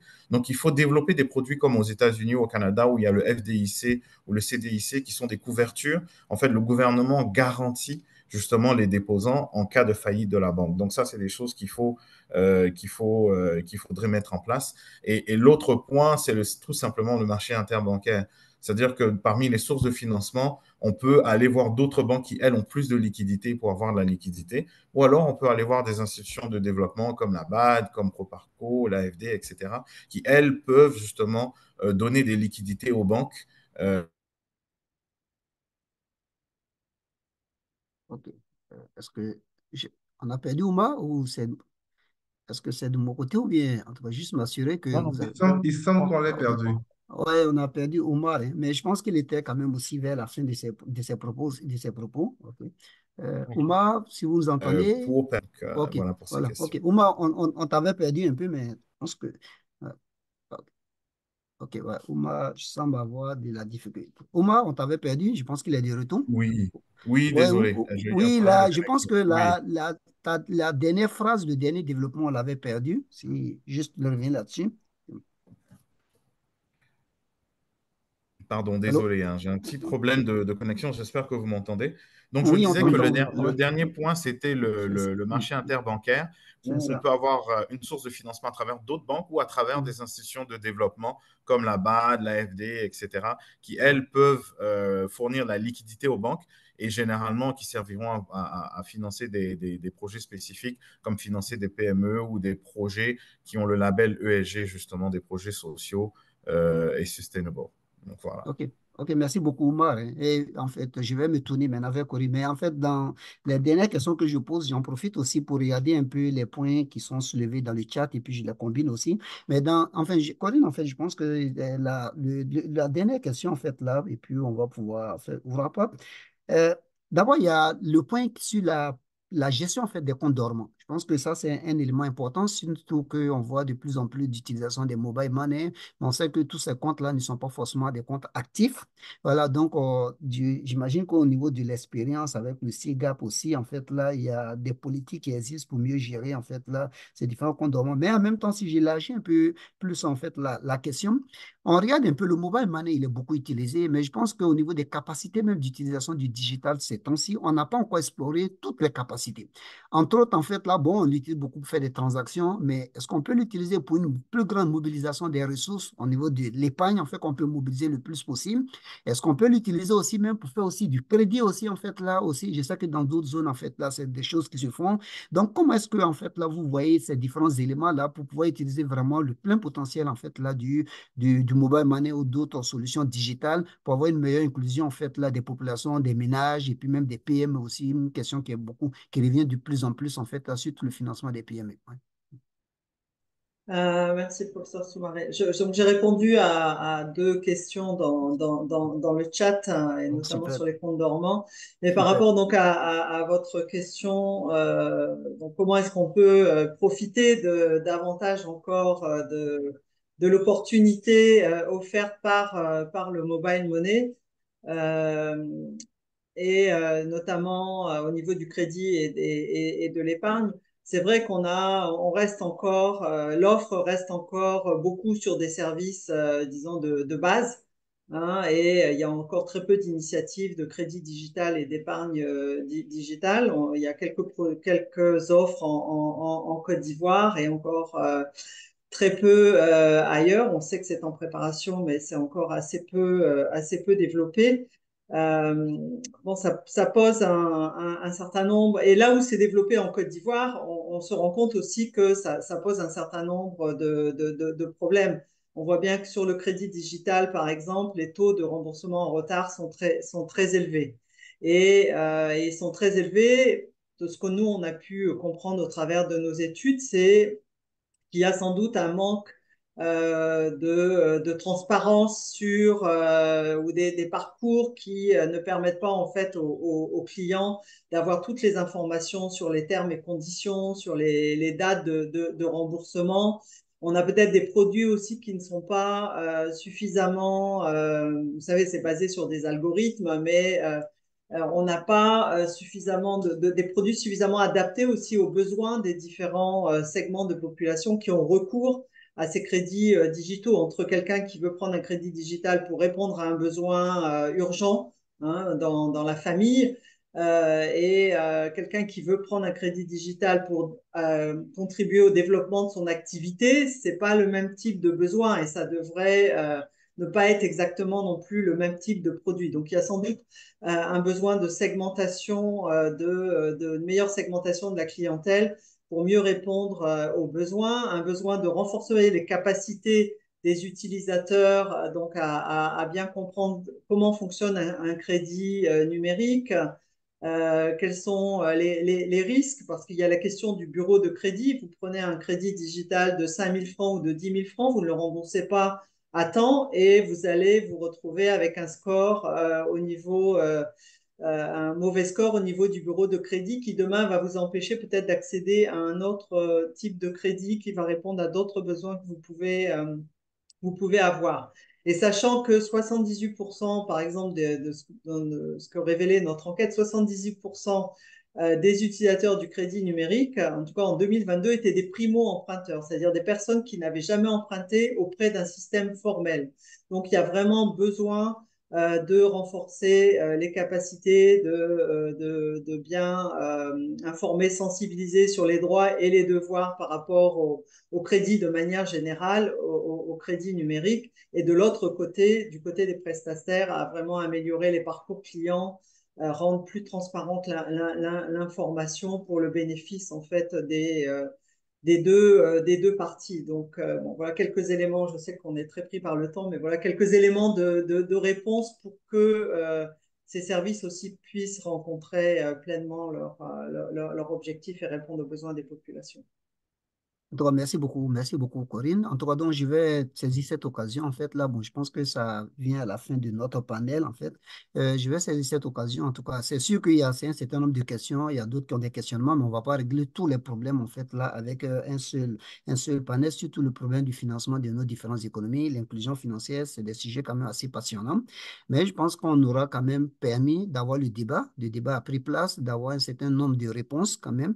Et donc, j'imagine que la conversation continue toujours. Donc, ici, moi, je constate qu'il y a eu des améliorations, il y a eu des progrès, mais il y a des marges de manœuvre encore pour pouvoir continuer à améliorer en diversifiant, en fait, là, la base de produits, en diversifiant aussi la base d'acteurs aussi qui peut exister, en ayant une meilleure collaboration entre les différents acteurs, en ayant une meilleure, en travaillant beaucoup plus sur la réglementation aussi, qui pourrait être aussi, permettre aussi d'instaurer encore plus la confiance, ainsi de suite. Donc, je pense qu'en fait, il y a plusieurs éléments qui sont ressortis et on a eu un très bon débat. Là-dessus, je vais vraiment, j'en profite pour remercier vraiment mes collègues, en fait, panélistes, pour vraiment le partage très, très généreux qu'ils ont fait et pour le temps aussi. Et merci beaucoup aussi à nos collègues, en tout cas, de Making Finance Work for Africa et aussi de la Commission économique de l'Afrique pour l'opportunité qu'ils nous ont donnée, en tout cas, d'avoir pu échanger dans ce panel-là. Donc, sur ce, sans plus tarder, mais Monsieur Gracolé, je vous redonne la parole justement pour la fin. Merci encore, professeur. Merci encore pour cette modération. Donc, je vais donner maintenant la parole à Sonia Issoub-Madjé. Elle est chef de section financement innovant et marché des capitaux à la CEA. Donc, Madame Sonia, Madame Issoub-Madjé, vous avez la parole. Merci beaucoup, Gracolé. J'espère que vous m'entendez. Oui, on vous entend. Oui, on vous entend. Et que vous pouvez également me voir. OK. Donc, je vais clôturer ce webinaire au nom du directeur par intérim de la division du développement du secteur privé et des finances de la Commission économique pour l'Afrique des Nations Unies, qui malheureusement est empêché. Je voudrais commencer par remercier tous les participants parce que ça a été un webinaire à la fois instructif et interactif. Je voudrais également saluer la collaboration entre Making Finance Work for Africa et la CEA et surtout l'initiative d'organiser cette réunion qui nous a permis de discuter du développement du secteur financier dans la zone UEMOA. Le système financier reste dominé par le secteur bancaire qui représente environ 90% des actifs. Cependant, le dynamisme d'autres acteurs tels que les institutions de microfinance, la forte pénétration des services bancaires mobiles dans la région ont la capacité de stimuler également l'inclusion financière. Il faut noter que le système financier a un rôle central dans le développement des économies de la sous-région. Ça a été dit plusieurs fois par nos différents intervenants. Je voudrais également rappeler peut-être quelques atouts sans forcément faire de la redite de cette sous-région. Elle a une loi bancaire unique et plusieurs banques régionales ou panafricaines qui opèrent dans plusieurs pays. Elle a une monnaie commune qui faciliterait notamment les échanges entre les différents pays de la zone, mais aussi les paiements intra-régionaux. Et enfin, elle a des marchés monétaires et financiers qui sont relativement intégrés pour les pays qui participent à la zone UEMOA. Alors, quels sont les enjeux, en plus de ceux qui ont été identifiés dans l'étude du consultant, et comment des institutions telles que Making Finance, Work for Africa et la CEA peuvent accompagner les pays de l'UEMOA? Alors, il y a effectivement un grand enjeu autour de l'accélération du développement des marchés de capitaux, vraiment comme vecteur de financement à la fois du secteur public, mais également du secteur privé. Et ça, c'est possible grâce à des instruments appropriés. Et on en a parlé, l'inclusion financière, permettre aux particuliers, par exemple, de pouvoir investir en bourse. Les collègues de la BRVM ont mentionné les mini-bonds, les basket-bonds, pour justement avoir des véhicules d'agrégation compte tenu des besoins parfois qui sont très petits des petites et moyennes entreprises. Donc, avoir ces véhicules d'agrégation permettrait d'avoir une taille critique et de pouvoir leur permettre de lever des financements sur les marchés. Et j'y vois aussi également un moyen de mobiliser davantage l'épargne domestique.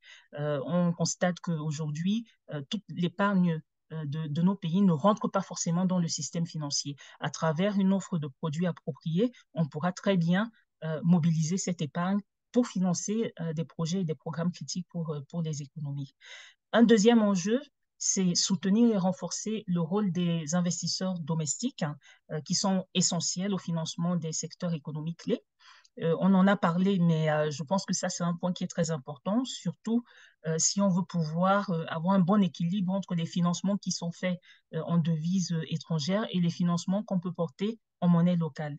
Un troisième enjeu que je voudrais mentionner, c'est promouvoir le financement à long terme à travers une gamme diversifiée de produits et de services financiers. Les problématiques que rencontre le secteur privé peuvent être effectivement des besoins à court terme, mais aussi des besoins à long terme, notamment lorsqu'on rentre dans une politique d'industrialisation d'un pays spécifique ou de cette sous-région.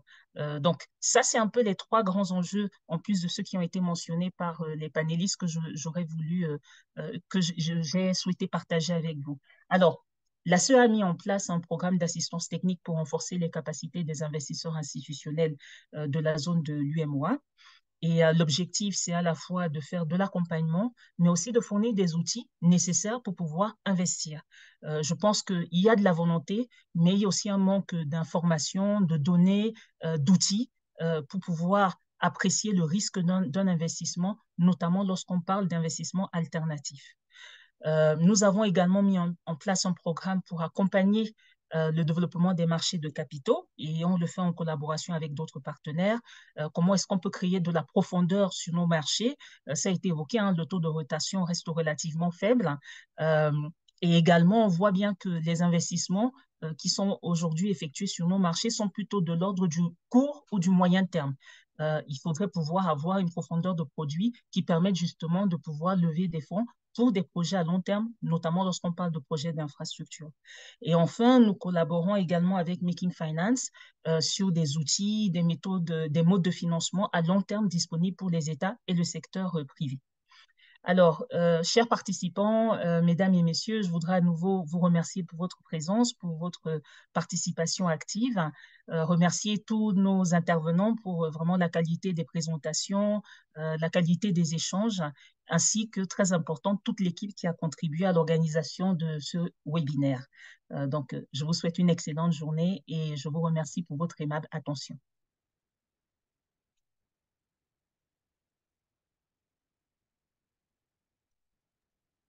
Merci, au revoir.